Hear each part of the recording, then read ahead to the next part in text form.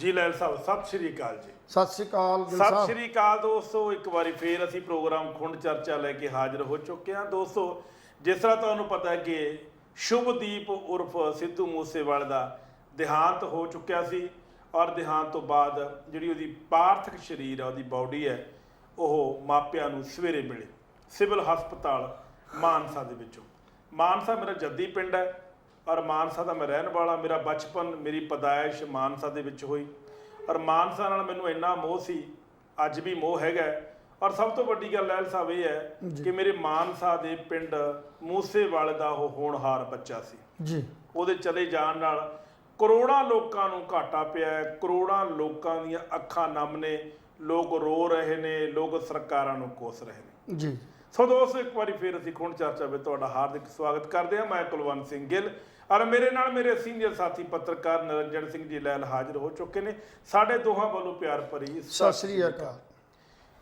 अज पार्थिक शरीर जिहड़ा हस्पताल विचों लिआंदा गया और सब तो वड्डी गल इह सी लैल साहब जी, जिथे सिद्धू मूसेवाले दा मृतक शरीर रखा गया उसे हस्पताल दा सिद्धू मूसेवाले ने नींह पत्थर रखिया सी। कमाल, किड्डी दुख की गल है और किड्डी परमात्मा की करनी जिन्हों कह सकते हैं। वैसे तो परमात्मा बलवान है, पता नहीं देंदा दे लैंदा थक पाए, जुगा जुग अंदर खाई खाए। परमात्मा की सोचता है, उन्हें किहड़ी जिंदगी च की लिखिया है। सिद्धू मूसेवाल पिंड विच पैदा हुंदा है, पढ़ाई अपनी मुढ़ली उत्थों करता है। एक सधारण जिमीदार परिवार का वो बच्चा, कल्ला, ना भैन ना कोई होर भरा। उस तो बाद हायर एजुकेशन वास्ते वो गुरु नानक देव इंजीनियरिंग कॉलेज दे विच मकैनीकल की डिग्री करता है तो मास्टर करने वास्ते वो कनेडा जाता है और कनेडा जाके वो एक ट्रेंड सैट करता है गायकी का और वो ट्रेंड इन्ना कामयाब हो जाता है कि पूरी दुनिया दे विच वो मशहूर हो जाता है। पाकिस्तान गवांढी मुल्क जिन्हों आप दुश्मन मुल्क मानते हैं पर दुश्मन मुल्क है नहीं, मैं कदे नहीं कहता कि दुश्मन मुल्क है। उत्थे भी साडे चाचे ताए मामियां मासियां दादियां साडे दोस्त साडे पत्रकार साडा वीर अंजुम गिल वो भी पाकिस्तान च है, जिहड़ा हमेशा हिंदुस्तान तो ज्ञान की उड़ीक विच रहिंदा है, हमेशा इस्तकबाल करता है। उन्हां वल्लों भी दुख का प्रगटावा है।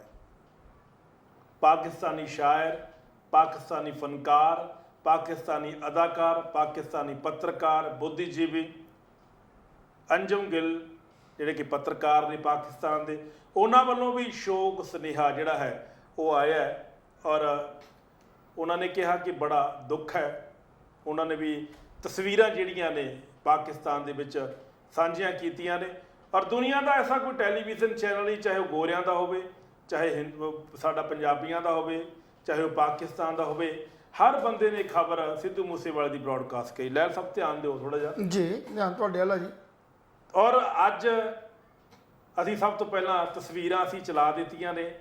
असी क्योंकि प्रोग्राम साडा लेट चलना हुंदा है, संस्कार पहला हो जाता है, इसी करके असी कनेडा च बैठे लोगों नूं अज असी सारा दिन लाइव भी दिखाया और लाइव तुसीं वेख भी रहे हो। और दूजी सब तो वड्डी गल यह है कि बहुत सारे अणगिणत लोग, लखां लोग जिन्हों कह सकते हैं, उसकी मौत ते पहुँचे हुए एक छाउणी वर्गा छाउणी विच तब्दील करता मानसा शहर। और मानसा शहर के चप्पे चप्पे के जिथे बंदे ने, प्रशासक ने, उत्थे पुलिस भी चप्पे चप्पे ते लगाई हुई है, सुरक्षा के इंतजाम किए हुए ने भी कोई भी अणसुखावी घटना ना वापर सके। और सिद्धू मूसेवाले का फादर ने अपने जो पुत नूं नवा धवा के, हीरे वर्गे पुत नूं नवा धवा के जो पग बन्नी, उहदियां मुछां नूं पट दिता, भुब्बा मार रोया, चीकां निकल गईयां प्यो दियां मां दियां। जिहड़े बच्चे दे सिर ते सेहरे सजाउण दी गल वो करदे सी, महीने बाद ब्याह सी, रिश्तेदारां दीयां गल्लां हो रहीआं सी, किहनूं किहनूं बुलाया जावे, किहड़े किहड़े सिंगरां ने ब्याह च परफॉर्म करना सी सिद्धू मूसेवाले दे। वो कुड़ी शगना की मेहंदी ला के बैठी सी और कुड़ी दे चाह मलाल सारे रब ने ढह ढेरी करते। वो कुड़ी जिन्हों कह सकते हैं सखणी हो गई सिद्धू मूसेवाले तो और सिद्धू मूसेवाला ਸਾਡੀ ਪੂਰੀ ਦੁਨੀਆ ਨੂੰ ਫਾਨੀ ਕਹਿ ਗਿਆ। ਜਿਹੜੀ ਕੋਠੀ ਦੇ ਅੰਦਰ ਅਗਲੇ ਮਹੀਨੇ ਮਹਿਫਲਾਂ ਲੱਗਣੀਆਂ ਸੀ, ਅਗਲੇ ਮਹੀਨੇ ਜਾਮ ਚੱਲਣੇ ਸੀ, ਅਗਲੇ ਮਹੀਨੇ ਭੰਗੜੇ ਗਿੱਧੇ ਲੁੱਡੀਆਂ ਪੈਣੀਆਂ ਸੀ, ਅੱਜ ਉਸ ਵਿਹੜੇ ਦੇ ਵਿੱਚ ਬੈਣ ਪੈ ਰਹੇ ਨੇ। ਉਸ ਵਿਹੜੇ ਦੇ ਵਿੱਚ ਮਾਤਮ ਛਾਇਆ ਹੋਇਆ ਹੈ। ਮਾਂ ਦੇਲੀ ਛੱਡ ਕੇ ਘਰ ਦੇ ਅੰਦਰ ਨਹੀਂ ਜਾ ਰਹੀ। ਉਹ ਕਹਿੰਦੀ ਐਡਾ ਵੱਡਾ ਮਹਿਲ ਪਾ ਗਿਆ, ਮੇਰਾ ਅੰਦਰ ਜਾਣ ਨੂੰ ਜੀ ਨਹੀਂ ਕਰਦਾ ਕਿ ਮੇਰਾ ਪੁੱਤ ਹੈ ਨਹੀਂ। ਲਹਿਲ ਸਾਹਿਬ ਜੀ, ਤਸਵੀਰਾਂ ਚੱਲ ਰਹੀਆਂ ਨੇ ਨਾਲ ਨਾਲ, ਤੁਸੀਂ ਇਕੱਠ ਵੀ ਵੇਖ ਰਹੇ ਹੋ, ਠਾਠਾ ਮਾਰਦਾ ਇਕੱਠ ਪ੍ਰਸ਼ੰਸਕਾਂ ਦਾ। ਕੋਠੀ ਬਾਂ ਕਰ ਰਹੀ ਹੈ ਸਿੱਧੂ ਮੂਸੇਵਾਲੇ ਤੋਂ ਬਿਨਾਂ। 59 ਟਰੈਕਟਰ 11 ਟਰੈਕਟਰ ਦੀਆਂ ਆਵਾਜ਼ਾਂ ਬੰਦ ਹੋ ਚੁੱਕੀਆਂ ਨੇ ਔਰ ਸਿੱਧੂ ਮੂਸੇਵਾਲਾ ਸਹੁੰ ਚੁੱਕਿਆ ਸਦਾ ਦੇ ਲਈ। ਕੀ ਕਹਿਣਾ ਚਾਹੁੰਦੇ ਹੋ? ਗਿੱਲ ਸਾਹਿਬ, ਅੱਜ ਸਾਰੇ ਹੀ ਪੰਜਾਬ ਦੀ ਜਿੰਨੇ ਵੀ ਉਹਦੇ ਸਿੱਧੂ ਮੂਸੇਵਾਲੇ ਦੇ ਸਮਰਥਕ ਸੀ ਜਾਂ ਜਿੰਨੇ ਵੀ ਉਹਨੂੰ ਪਿਆਰ ਕਰਨ ਵਾਲੇ ਸੀ, ਚਾਹੇ ਉਹ ਰਾਜਨੀਤਿਕ ਲੋਕਾਂ ਚੋਂ ਹੋਣ, ਚਾਹੇ ਉਹ ਸਾਡੇ ਸੱਭਿਆਚਾਰ ਖੇਤਰ ਚੋਂ ਹੋਣ, ਅੱਜ ਸਾਰੇ ਜਿਹੜੇ ਨੇ ਉਹ ਗਮਗੀਨ ਨੇ। ਜਿੱਥੇ ਅਲੱਗ-ਅਲੱਗ ਲੋਕਾਂ ਨੇ, ਹਰ ਵਰਗ ਦੇ ਬੰਦਿਆਂ ਨੇ ਆਪਣਾ ਜਿਹੜਾ ਫੇਸਬੁੱਕਾਂ ਦੇ ਉੱਤੇ, ਸੋਸ਼ਲ ਮੀਡੀਆ ਦੇ ਉੱਤੇ ਜਾਂ ਹਰ ਤਰੀਕੇ ਦੇ ਨਾਲ ਆਪਣੀਆਂ ਜਿਹੜੀਆਂ ਨੇ ਭਾਵਨਾਵਾਂ ਪ੍ਰਗਟ ਕੀਤੀਆਂ ਨੇ ਜੀ, ਆਪਣੇ ਤਰੀਕੇ ਦੇ ਨਾਲ ਰੋਸ ਪ੍ਰਗਟ ਕੀਤਾ।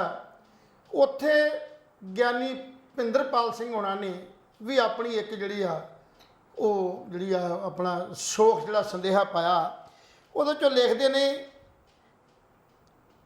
ਨੇ ਨੌਜਵਾਨੋ ਪੰਜਾਬ ਦਿਓ, ਇਹ ਨਾ ਕਹਿਰ ਗੁਜ਼ਾਰੋ, ਫੋਕੀ ਸ਼ੋਹਰਤ ਵਾਸਤੇ ਨਾ ਇੱਕ ਦੂਜੇ ਨੂੰ ਮਾਰੋ, ਜੋਬਨ ਰੁੱਤੇ ਤੁਰ ਗਏ ਜਿਹੜੇ, ਜੋਬਨ ਰੁੱਤੇ ਤੁਰ ਗਏ ਜਿਹੜੇ ਜੀ, ਪਿੱਛੇ ਪਿੱਛੇ ਕਰਨਗੀਆਂ ਕੀ ਮਾਵਾਂ, ਜਿਨ੍ਹਾਂ ਘਰਾਂ 'ਚ ਵਸਣਾ ਸੀ, ਖਾਲੀ ਹੋ ਗਈਆਂ ਉਹ ਥਾਵਾਂ। ਕੀ ਬਾਤ। ਇਦਾਂ ਦੇ ਜਿਹੜੀਆਂ ਸੁਨੇਹੇ ਜਿਹੜੇ ਉਹਨਾਂ ਮਹਾਨ ਲੋਕਾਂ ਦੇ ਅੰਦਰੋਂ ਜਿਹੜੇ ਨੇ ਸਿੱਧੂ ਮੂਸੇਵਾਲੇ ਵਾਸਤੇ ਨੇ।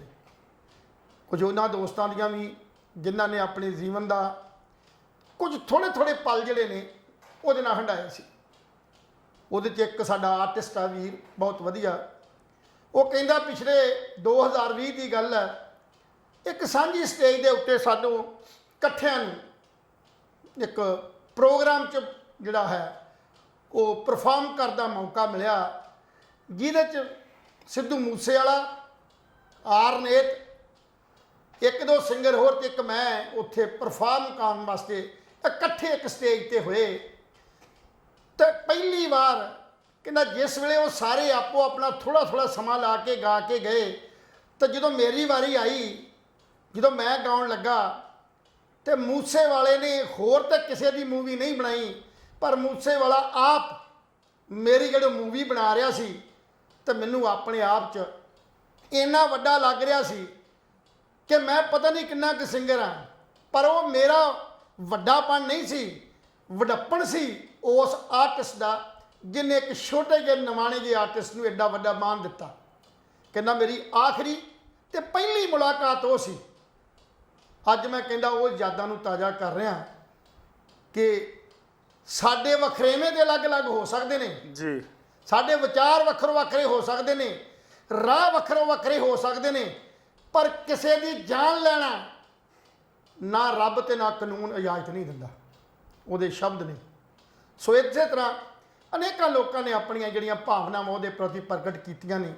ਔਰ ਜਦੋਂ ਉਹਦੇ ਪਾਪ ਸਰੀਰ ਨੂੰ ਕਿੱਥੇ ਰੱਖਿਆ ਗਿਆ ਪਿੰਡ ਮੂਸੇ ਦੇ ਵਿੱਚ, ਤੇ ਲੱਖਾਂ ਹੀ ਲੋਕ ਜਿਹੜੇ ਨਮ ਅੱਖਾਂ ਦੇ ਨਾਲ ਇਸ ਪ੍ਰਸ਼ਾਸਨ ਦੇ ਖਿਲਾਫ ਆਪਣਾ ਰੋਸ ਪ੍ਰਗਟ ਕਰ ਰਹੇ ਨੇ। ਉਹ ਦਾਅਵਾ ਕਰ ਰਹੇ ਨੇ ਕਿ ਇਹ ਬਦਲ ਸੀ ਸਾਡਾ। ਜੇ ਕੋਈ ਵਿਰੋਧ ਸੀ ਤੇ ਵੈਸੇ ਹੀ ਪ੍ਰਗਟ ਕੀਤਾ ਜਾ ਸਕਦਾ ਸੀ। ਔਰ ਇੱਕ ਹੋਰ ਕਿਸੇ ਬਹੁਤ ਵਧੀਆ ਜਿਹੜਾ ਮਤਲਬ ਪੱਤਰਕਾਰ ਆ, ਉਹਨੇ ਇੱਕ ਸਵਾਲ ਫਿਜ਼ਾ ਦੇ ਅੰਦਰ ਸ਼ੁਰੂ ਕੀਤਾ, ਉਹ ਨੌਜਵਾਨੋ ਕਿਉਂ ਭੜਕ ਗਏ ਜੇ, ਕਿਹੜੇ ਕਾਰਨ ਨੇ ਤੁਹਾਡੇ ਭੜਕਣ ਦੇ? ਕਹਿੰਦਾ ਮੈਂ ਉਹਨਾਂ ਸਾਰੇ ਜਿੰਨੇ ਵੀ ਅੱਜ ਤੱਕ, ਚਾਹੇ ਉਹ ਬਾਹਰ ਚਲੇ ਗਏ ਨੇ, ਚਾਹੇ ਉਹ ਇੰਡੀਆ ਦੇ ਵਿੱਚ ਵਿਚਰ ਰਹੇ ਨੇ, ਚਾਹੇ ਉਹ ਜੇਲ੍ਹਾਂ 'ਚ ਨੇ, ਮੈਂ ਕੁਝ ਬਹੁਤ ਬੰਦਿਆਂ ਨਾਲ ਇਹਨਾਂ ਸਾਰਿਆਂ ਦੇ ਨਾਂ ਗਿਣਾਏ ਗਏ ਉਹਨੇ ਵੀ ਇਹਨਾਂ ਬੰਦਿਆਂ ਨੂੰ ਮੈਂ ਘਰਾਂ 'ਚ ਜਾ ਕੇ ਮਿਲਦਾ ਰਿਹਾ, ਜੇਲ੍ਹਾਂ 'ਚ ਮਿਲਦਾ ਰਿਹਾ, ਹੋਰਨਾਂ ਥਾਵਾਂ ਤੇ ਮਿਲਦਾ ਰਿਹਾ। ਮੈਂ ਉਹਨਾਂ ਨੂੰ ਇਹ ਸਵਾਲ ਪੁੱਛਦਾ ਰਿਹਾ ਹਮੇਸ਼ਾ ਹੀ ਵੀ ਤੁਸੀਂ ਚਾਹੁੰਦੇ ਕੀ ਜੇ, ਕਿਸ ਰਾਹ ਤੇ ਚੱਲੇ ਹੋ, ਤੁਹਾਡਾ ਏਮ ਕੀ ਹੈ। ਤੇ ਕਹਿੰਦਾ ਮੈਨੂੰ ਕਈ ਵਾਰ ਹੈਰਾਨਗੀ ਹੁੰਦੀ ਸੀ ਸੁਣ ਕੇ। ਕੁਛ ਦੇ ਵਿਚਾਰ ਇਹ ਸੀ ਵੀ ਮੈਂ ਤੇ ਭਗਤ ਸਿੰਘ ਦੇ ਸੁਪਨਿਆਂ ਦੇ ਰਾਹ ਤੇ ਚੱਲਿਆ। ਕੁਝ ਕਹਿੰਦੇ ਸੀ ਅਸੀਂ ਫਲਾਣੇ ਨੂੰ ਧਾਰਮਿਕ ਖੇਤਰ 'ਚੋਂ ਬਾਬੇ ਨੂੰ ਆਪਣਾ ਜਿਹੜਾ ਇਸ਼ਟ ਮੰਨਦੇ ਆ। ਕੋਈ ਕਿਸੇ ਨੂੰ ਰਾਹ ਦਸੇਰਾ ਮੰਨਦਾ ਸੀ, ਕੋਈ ਕਿਸੇ ਨੂੰ ਮੰਨਦਾ ਸੀ। ਪਰ ਕਹਿੰਦਾ ਮੇਰਾ ਇੱਕੋ ਹੀ ਸਵਾਲ ਸੀ ਕਿ ਜਿਨ੍ਹਾਂ ਨੂੰ ਤੁਸੀਂ ਆਪਣਾ ਇਸ਼ਟ ਮੰਨਦੇ ਹੋ ਜਾਂ ਜਿਨ੍ਹਾਂ ਨੂੰ ਤੁਸੀਂ ਮਾਰਗਦਰਸ਼ਨ ਕਹਿੰਦੇ ਹੋ ਜਾਂ ਜਿਨ੍ਹਾਂ ਦੇ ਰਾਹ ਦੀ ਗੱਲ ਕਰਦੇ ਹੋ, ਕੀ ਇਹ ਚਾਹੁੰਦੇ ਸੀ ਕਿ ਇਸ ਤੱਕ ਨਾ ਮਨੁੱਖਤਾ ਦੀ ਜਾਨ ਲੈ ਲਈ ਜਾਵੇ, ਇਦਾਂ ਦਾ ਮਾਹੌਲ ਕ੍ਰੀਏਟ ਕਰਤਾ ਜਾਵੇ ਵੀ ਆਪਣੇ ਹੱਥੋਂ ਆਪਣਿਆਂ ਦਾ ਕਤਲ ਹੋਵੇ। ਜੇ ਵਾਕਈ ਤੁਸੀਂ ਉਹਨਾਂ ਦੇ ਸੁਪਨਿਆਂ ਨੂੰ ਸਾਕਾਰ ਕਰਨਾ ਸੀ ਤੇ ਪੰਜਾਬ ਦੇ ਲੋਕਾਂ ਦੀ ਬਾਹ ਫੜਦੇ, ਅਗਵਾਈ ਦਿੰਦੇ, ਇਕੱਠਾਂ 'ਚ ਜਾਂਦੇ, ਸਰਕਾਰਾਂ ਤੇ ਜ਼ਾਲਮ ਹਕੂਮਤਾਂ ਦੇ ਖਿਲਾਫ ਮੂਵਮੈਂਟ ਪੈਦਾ ਕਰਦੇ, ਲੜਦੇ, ਤਾਂ ਕਿ ਤੁਹਾਡਾ ਨਾਂ ਰਹਿੰਦਾ ਔਰ ਸਮਾਜ ਜਿਹੜਾ ਉਹ 'ਚ ਸੁਧਾਰ ਹੁੰਦਾ। ਪਰ ਜਿਸ ਰਾਹ ਤੇ ਤੁਸੀਂ ਚੱਲੇ ਹੋ, ਇਹ ਰਾਹ ਤੇ ਆਪਣਿਆਂ ਦੀ ਬਰਬਾਦੀ ਹੈ। ਸਰ ਭਗਤ ਸਿੰਘ ਨੇ ਗੱਲ ਕਹੀ ਸੀ, ਮੈਂ ਕੱਲ ਇੱਕ ਇਕੱਠ 'ਚ ਕੋਈ ਬਹਿਸ ਦਾ ਇਸ਼ੂ ਬਣ ਗਿਆ ਜੀ ਵੀ ਹਥਿਆਰ ਜਿਹੜਾ ਰੱਖਣਾ ਜਾਇਜ਼ ਹੈ। ਉੱਥੇ ਗੱਲ ਚੱਲੀ ਵੀ ਭਗਤ ਸਿੰਘ ਨੇ ਵੀ ਹਥਿਆਰ ਦੀ ਵਰਤੋਂ ਕੀਤੀ ਸੀ, ਤਾਂ ਮੇਰਾ ਉੱਥੇ ਵਖਰੇਵਾਂ ਆਏ ਸੀ ਵੀ ਭਗਤ ਸਿੰਘ ਕਹਿੰਦਾ ਸੀ ਵੀ ਹਥਿਆਰ ਉਦੋਂ ਤੱਕ ਸਾਡੇ ਹੱਥਾਂ 'ਚ ਨਹੀਂ ਹੋਣਾ ਚਾਹੀਦਾ ਜਦ ਤੱਕ ਅਸੀਂ ਦੁਸ਼ਮਣ ਤੇ ਦੋਸਤ ਦੀ ਪਛਾਣ ਨਹੀਂ ਕਰ ਲੈਂਦੇ।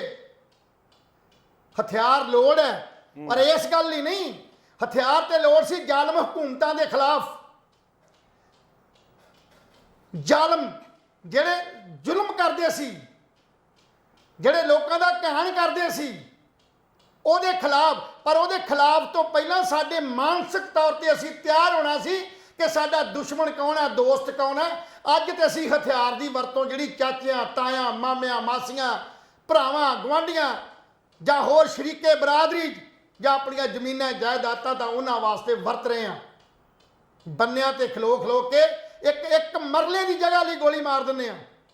ਕਿ ਇਸ ਕਰਕੇ ਹਥਿਆਰ ਸੀ ਕਿ ਇਹ ਭਗਤ ਸਿੰਘ ਦਾ ਰਾਹ ਸੀ ਜਾਂ ਸਾਡੇ ਗੁਰੂਆਂ ਪੀਰਾਂ ਦਾ ਉਹਨਾਂ ਦਾ ਰਾਹ ਸੀ?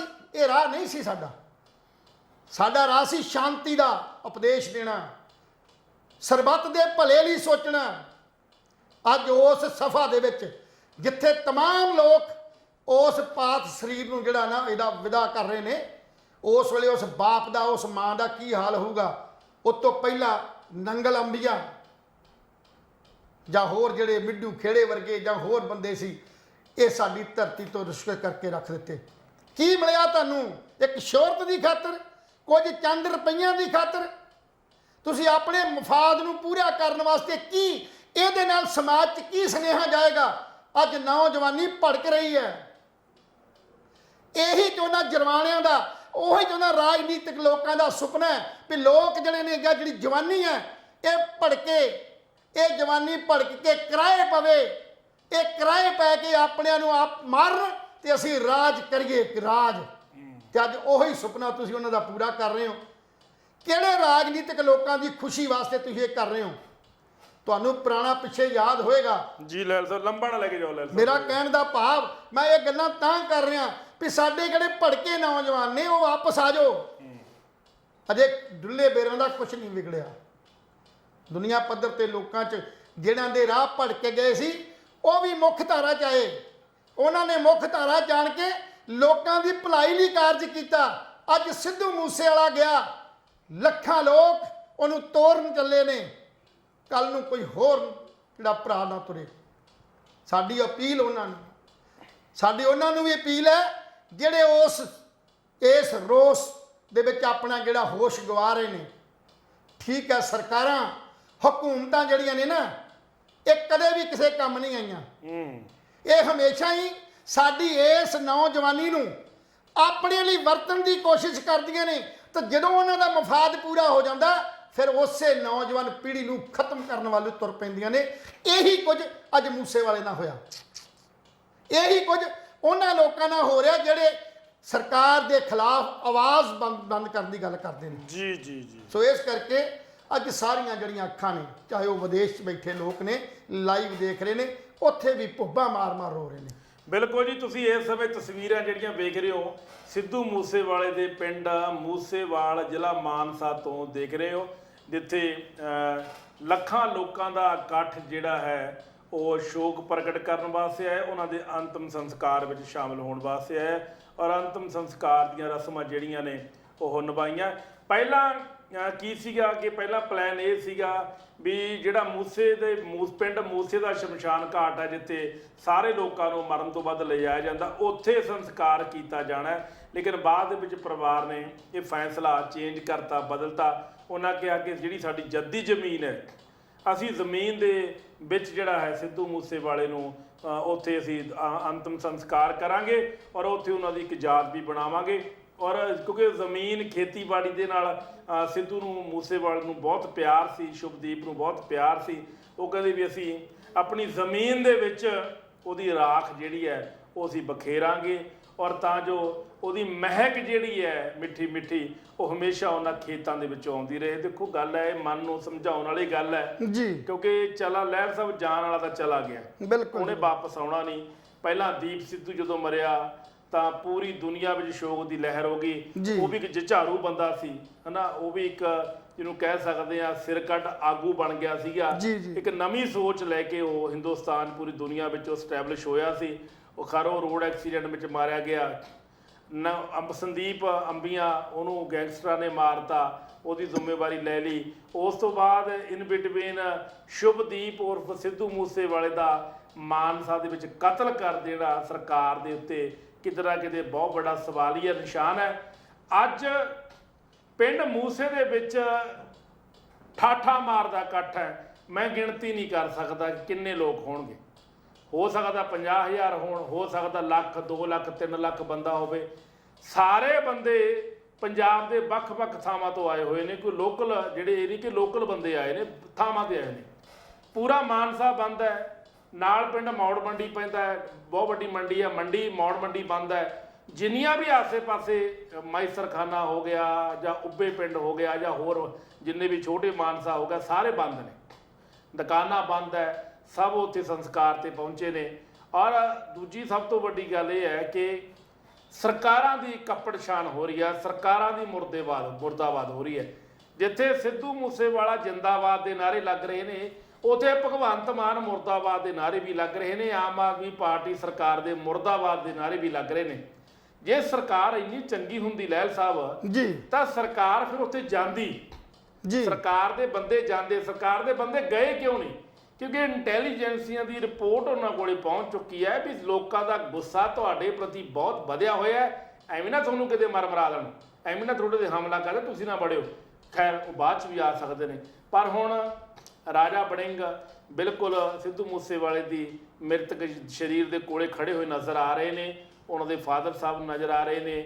ਉਸ ਤੋਂ ਬਾਅਦ ਅਫਸਾਨਾ ਖਾਨ, ਐਮੀ ਵਿਰਕ, ਸੋਨੀਆ ਮਾਨ, ਹੋਰ ਬਹੁਤ ਸਾਰੇ ਲੋਕ ਨੇ, ਅਮਰਤ ਮਾਨ, ਬਹੁਤ ਸਾਰੇ ਲੋਕ ਨੇ ਜਿਹੜੇ ਕਿ ਉੱਥੇ ਪਹੁੰਚ ਚੁੱਕੇ ਨੇ ਔਰ ਉਹ ਵੀ ਸ਼ਮੂਲੀਅਤ ਕਰ ਰਹੇ ਨੇ। ਪਰ ਜਿੱਥੇ ਕਹਿਣ ਦਾ ਮਤਲਬ ਹੈ ਜਿੱਥੇ ਸ਼ੁਭਦੀਪ ਨੂੰ ਰੱਖਿਆ ਹੋਇਆ ਹੈ, ਉੱਥੇ ਆਮ ਲੋਕਾਂ ਨੂੰ ਨਹੀਂ ਜਾਣ ਦਿੱਤਾ ਜਾ ਰਿਹਾ। ਆਮ ਲੋਕ ਸਿਰਫ ਦੂਰੋਂ ਜਦੋਂ ਉਹਨੂੰ ਲੈ ਕੇ ਜਾਣਗੇ ਉੱਥੇ ਹੀ ਦਰਸ਼ਨ ਕਰ ਸਕਦੇ ਨੇ, ਕਿਉਂਕਿ ਸੁਰੱਖਿਆ ਦਾ ਘੇਰਾ ਬੜਾ ਟਾਈਟ ਰੱਖਿਆ ਗਿਆ ਸੀਗਾ। ਪੁਲਿਸ ਬਹੁਤ ਜ਼ਿਆਦਾ ਤੈਨਾਤ ਸੀ, ਆਲਾ ਅਧਿਕਾਰੀ ਉੱਥੇ ਹਾਜ਼ਰ ਸੀ, ਕਿਉਂਕਿ ਲੋਕਾਂ ਦੇ ਗੁੱਸੇ ਨੂੰ ਵੇਖਦੇ ਹੋਏ ਪੁਲਿਸ ਇਸ ਗੱਲ ਨੂੰ ਭਾਂਪ ਕੇ ਬੈਠੀ ਹੈ ਵੀ ਕਿਸੇ ਵੇਲੇ ਕੁਝ ਵੀ ਹੋ ਸਕਦਾ। ਲਹਿਲ ਸਾਹਿਬ, ਆਪਾਂ ਥੋੜਾ ਜਿਹਾ ਰੁਕ ਕਰਦੇ ਆ, ਲੋਕਾਂ ਦਾ ਗੁੱਸਾ ਕਿਉਂ ਹੈ? ਲੋਕਾਂ ਦਾ ਇੰਨਾ ਜ਼ਿਆਦਾ ਜਿਸ ਸਰਕਾਰ ਨੂੰ ਉਹ ਲੈ ਕੇ ਆਏ ਨੇ ਬੜੇ ਸ਼ਗਨਾਂ ਬਿਹਾਰਾਂ ਦੇ ਨਾਲ, ਉਸ ਸਰਕਾਰ ਦੇ ਪ੍ਰਤੀ 2 ਮਹੀਨਿਆਂ ਦੇ ਵਿੱਚ ਐਸਾ ਕਿਹੜੀ ਸਰਕਾਰ ਨੇ ਕਰਤਾ ਕਿ ਮੋਹ ਭੰਗ ਹੋ ਗਿਆ? ਆਪਾਂ 2-4 ਮਿੰਟ ਲਾਵਾਂਗੇ। ਗਿਲ ਸਾਹਿਬ, ਗੱਲ ਇਹ ਆ ਵੀ ਸਰਕਾਰਾਂ ਦਾ ਖਾਸਾ ਤੇ ਸਿਰਫ ਇੱਕੋ ਜਿਹਾ ਹੀ ਹੁੰਦਾ ਜੀ। ਇਹ ਵੱਖਰੀ ਗੱਲ ਹੈ ਕਿ ਲੋਕ ਇਹ ਭੁੱਲ ਜਾਂਦੇ ਨੇ ਕਿ ਰਾਜਨੀਤਿਕ ਲੋਕਾਂ ਦੇ ਜਿਹੜੇ ਦੁਸ਼ਮਣੀ ਤੇ ਜਿਹੜੀ ਦੋਸਤੀ ਆ ਇਹ ਆਰਜੀ ਹੁੰਦੀ ਹੈ, ਇਹ ਪੱਕੀ ਨਹੀਂ ਹੁੰਦੀ ਜੀ। ਉਸ ਵੇਲੇ ਇਸ ਪਾਰਲੀਮਾਨੀ ਸਿਸਟਮ ਦੇ ਵਿੱਚ ਸਿਸਟਮ ਇਹੀ ਹੈ ਕਿ ਸਿਸਟਮ ਨੂੰ ਬਦਲਣ ਦੀਆਂ ਗੱਲਾਂ ਨਹੀਂ ਕਦੀ ਕੀਤੀਆਂ ਸੀ, ਸਿਰਫ ਬੰਦੇ ਬਦਲਣ ਦੀ ਗੱਲ ਕਰਦੇ ਹਾਂ। ਤੇ ਹੁਣ ਵੀ ਜਿਹੜੀਆਂ 2022 ਦੀਆਂ ਇਲੈਕਸ਼ਨਾਂ ਸੀ, ਇਹ 'ਚ ਵੀ ਬੰਦੇ ਹੀ ਬਦਲੇ ਆ, ਸਿਸਟਮ ਨਹੀਂ ਬਦਲਿਆ। ਆਪਾਂ ਸਿਸਟਮ ਉੱਦਾਂ ਦਾ ਉੱਦਾਂ ਹੀ ਆ। ਸਰ ਉਸ ਸਿਸਟਮ 'ਚ ਇੱਥੋਂ ਤੱਕ ਲੋਕਾਂ ਦਾ ਗੁੱਸਾ ਲੋਕਾਂ ਦਾ ਗੁੱਸਾ ਇੱਕ ਕਰ ਭੜ ਗਿਆ ਵੀ ਜਿਸ ਵੇਲੇ ਇਲੈਕਸ਼ਨ ਦੇ ਦੌਰਾਨ ਕੀਤੇ ਗਏ ਵਾਅਦੇ ਕਿ ਅਸੀਂ ਪੰਜਾਬ ਨੂੰ ਸਵਰਗ ਬਣਾਉਣ ਦੀ ਗੱਲ ਕਰਦੇ ਹਾਂ, ਅਸੀਂ 24 ਘੰਟਿਆਂ 'ਚ ਫਲਾਣਾ ਕੁਝ ਕਰ ਦਿਆਂਗੇ, ਵਿਵਸਥਾ ਸੁਧਾਰ ਦਿਆਂਗੇ, ਕਾਨੂੰਨੀ ਵਿਵਸਥਾ ਜਿਹੜੀ ਸਾਡੇ ਇੱਥੇ ਰੋਜ਼ ਦੰਦ ਨਾਉਂਦੇ ਲੋਕੀ ਫਿਰਦੇ ਇਹਨਾਂ ਨੂੰ ਕਾਬੂ ਕਰਾਂਗੇ, ਪਰ ਹੋਇਆ ਨਹੀਂ। ਉਹਦੇ ਉਲਟ ਹੋ ਗਿਆ ਸਭ ਕੁਝ। ਲੋਕਾਂ ਦੀਆਂ ਭਾਵਨਾਵਾਂ ਤੇ ਸੱਟ ਵੱਜੀ, ਕਹਿੰਦੇ ਜਬੇ ਬਾਣ ਲੱਗੇ ਤਬੇ ਰੋਸ ਜਾਗੇ। ਅੱਜ ਬਾਣ ਉਹਨਾਂ ਦੇ ਹਿੱਕਾਂ 'ਚ ਲੱਗਾ ਹੈ। ਉਹ ਬਾਣ ਲੱਗਾ, ਨਿਤ ਨਵੇਂ ਡੇਲੀ ਅਨੇਕਾਂ ਹੀ ਕਤਲ ਹੁੰਦੇ ਨੇ, ਅਨੇਕਾਂ ਲੋਕ ਮਾਰੇ ਜਾ ਰਹੇ ਨੇ, ਮਾਹੌਲ ਵਿਗੜਦਾ ਜਾ ਰਿਹਾ। ਪਰ ਸਰਕਾਰ ਜਿਹੜੀ ਹੈ ਉਹ ਦਰਸ਼ਕ ਬਣ ਕੇ ਸਿਰਫ ਵੇਖ ਰਹੀ ਹੈ, ਕਿਉਂਕਿ ਜਿਹੜਾ ਇਹ ਲਾਅ ਐਂਡ ਆਰਡਰ ਦਾ ਜਿਹੜੀ ਸਿਚੁਏਸ਼ਨ ਆ ਜਿਹੜੀ ਵਿਗੜੀ, ਜਾਂ ਜਿਹੜਾ ਹੋਮ ਦਾ ਡਿਪਾਰਟਮੈਂਟ ਹੈ ਜਿਹਨੇ ਸਮੁੱਚੇ ਲਾਅ ਐਂਡ ਆਰਡਰ ਨੂੰ ਦੇਖਣਾ, ਅੱਜ ਉਹਦੇ ਜਿਹੜੇ ਮੁਖੀ ਨੇ ਉਹ ਭਗਵੰਤ ਮਾਨ ਨੇ। ਪਰ ਭਗਵੰਤ ਮਾਨ ਨੇ ਆਪਣੀ ਬਾਕੀ ਸਾਰੀ ਟੀਮ ਨੂੰ ਸਾਇਲੈਂਟ ਕੀਤਾ ਹੋਇਆ, ਔਰ ਸਿਰਫ ਤੇ ਸਿਰਫ ਆਪਣੇ ਲੈਵਲ ਦੇ ਉੱਤੇ, ਸਿਰਫ ਆਪਣੇ ਆਕਾ ਦੀ ਗੱਲ ਨੂੰ ਮੰਨਣ ਵਾਸਤੇ ਸਿਰਫ ਉਹ ਅੜੀਅਲ ਵਤੀਰੇ ਤੌਰ ਤੇ ਆਪਣੇ ਹੱਥ ਕੰਟਰੋਲ ਕੀਤਾ ਹੋਇਆ। ਉਹਨੂੰ ਲੱਗਦਾ ਹੋਵੇਗਾ ਭਗਵੰਤ ਮਾਨ ਨੂੰ ਵੀ ਸ਼ਾਇਦ ਮੈਂ ਇਕੱਲਾ ਬਹੁਤ ਕੁਝ ਕਰ ਸਕਦਾ, ਮੇਰੇ ਕੋਲ ਵੱਡੀ ਪਾਵਰ ਹੈ, ਪਰ ਨਹੀਂ ਕੀਤਾ ਜਾ ਸਕਦਾ। ਜੋ ਸਾਂਝੀਵਾਲਤਾ 'ਚ ਗੱਲ ਹੈ ਨਾ, ਜੋ ਸਾਂਝੇ ਸੰਘਰਸ਼ ਦੀ ਸਾਂਝੀ ਟੀਮ ਦਾ ਵਰਕ ਹੈ, ਉਹ ਆਪਾਂ ਭੁੱਲ ਗਏ। ਸੋ ਅੱਜ ਲੋਕਾਂ 'ਚ ਰੋਸ ਇਸ ਗੱਲ ਦਾ ਕਿ ਅਸੀਂ ਬਾਕੀ ਸਾਰੀਆਂ ਮੰਗਾਂ ਨੂੰ ਛੱਡ ਦਿੰਦੇ ਹਾਂ, ਪਰ ਘੱਟੋ ਘੱਟ ਸਾਨੂੰ ਜੀਵਨ ਦਾ ਤੇ ਅਧਿਕਾਰ ਦਿਓ, ਅਸੀਂ ਸੁੱਖ ਨਾਲ ਜੀ ਤੇ ਸਕੀਏ, ਅਸੀਂ ਘਰੋਂ ਬਾਹਰ ਜਿਹੜੇ ਨੇ ਨਿਡਰ ਹੋ ਕੇ ਜਾ ਸਕੀਏ। ਅੱਜ ਕੋਈ ਬੰਦਾ ਨਿਡਰ ਹੋ ਕੇ ਘਰੋਂ ਬਾਹਰ ਨਹੀਂ ਨਿਕਲ ਸਕਦਾ। ਹਰ ਥਾਂ ਦੇ ਉੱਤੇ ਦੰਦ ਨਾਉਂਦੇ ਫਿਰਦੇ ਲੋਕ ਨੇ, ਔਰ ਜਿੱਥੇ ਉਹ ਬੈਠੇ ਨੇ ਅਸੀਂ ਉਹਨਾਂ ਨੂੰ ਕਵਰ ਨਹੀਂ ਕਰ ਸਕਦੇ। ਅਸੀਂ ਆ ਵੱਖ-ਵੱਖ ਚੈਨਲਾਂ ਦੇ ਉੱਤੇ ਜਾਂ ਵੱਖ-ਵੱਖ ਮੀਡੀਆ ਦੇ ਉੱਤੇ ਇਸ ਸਾਰੇ ਗਰੁੱਪਾਂ ਦੀਆਂ ਪੋਸਟਾਂ ਤੇ ਬਹਿ ਰਹੀਆਂ ਨੇ, ਪਰ ਸਰਕਾਰਾਂ ਜਿਹੜੀਆਂ ਨੇ ਉਹ ਤੇ ਐਕਸ਼ਨ ਕੀ ਕਰਦੀਆਂ ਨੇ? ਅਜੇ ਕੁਝ ਨਹੀਂ। ਜਦੋਂ ਕਿ ਪਤਾ ਸਾਨੂੰ ਵੀ ਇਹ ਤਾਰ ਕਿੱਥੋਂ ਹਿੱਲੀ ਆ, ਕਿੰਨਾਂ ਦੇ ਥਰੂ ਹਿੱਲੀ ਆ, ਕੌਣ ਹਿਲਾਉਣ ਵਾਲੇ ਨੇ। ਹਰ ਕੰਮ ਦੇ ਅੰਦਰ ਜਦੋਂ ਵੀ ਇਹ ਕੁਝ ਵਾਪਰੂਗਾ, ਰਾਜਨੀਤਿਕ ਲੋਕਾਂ ਦੀ ਸ਼ਮੂਲੀਅਤ ਤੇ ਪੁਲਿਸ ਦੇ ਪ੍ਰਸ਼ਾਸਨ ਦੀ ਸਹੂਲਤ ਤੋਂ ਬਿਨਾਂ ਕਦੇ ਵੀ ਕੋਈ ਕਿਸੇ ਵੀ ਚੀਜ਼ ਨੂੰ ਅੰਜਾਮ ਨਹੀਂ ਦਿੱਤਾ ਜਾ ਸਕਦਾ। ਇਹ ਰੋਸ ਲੋਕਾਂ ਦੇ ਵਿੱਚ ਹੈ। ਬਿਲਕੁਲ। ਸੋ ਇਹਦੇ ਲਈ ਵੀ ਭਗਵੰਤ ਮਾਨ ਨੂੰ ਤਾਂ ਹੀ ਮੁਰਦਾਬਾਦ ਕਹਿ ਰਹੇ ਨੇ, ਕਿਉਂਕਿ ਇੱਕ ਦਿਨ ਸ਼ਾਇਦ ਤੁਹਾਨੂੰ ਯਾਦ ਹੈ ਜਿਸ ਵੇਲੇ ਕਿਸਾਨ ਜਥੇਬੰਦੀਆਂ ਨੇ ਉਹ ਮੁਰਦਾਬਾਦ ਦੀ ਗੱਲ ਕੀਤੀ ਤਾਂ ਭਗਵੰਤ ਮਾਨ ਦਾ ਇੱਕੋ ਹੀ ਸਵਾਲ ਸੀ ਵੀ ਕੀ ਸਾਰੀਆਂ ਗੱਲਾਂ ਦਾ ਹੱਲ ਮੁਰਦਾਬਾਦ ਹੀ ਹੈ? ਤੇ ਅਸੀਂ ਉਸ ਦਿਨ ਵੀ ਗੱਲ ਕਹੀ ਸੀ ਵੀ ਸਾਡੇ ਲੋਕ ਸੰਘਰਸ਼ਾਂ ਦਾ ਜਿਹੜਾ ਮਸਲਾ ਨਾ ਉਹ ਮੁਰਦਾਬਾਦ ਤੋਂ ਬਿਨਾਂ ਹੱਲ ਹੀ ਨਹੀਂ ਹੁੰਦਾ। ਦੁਨੀਆ ਦੇ ਇਤਿਹਾਸ 'ਚ ਇਹ ਕੁਛ ਹੈ।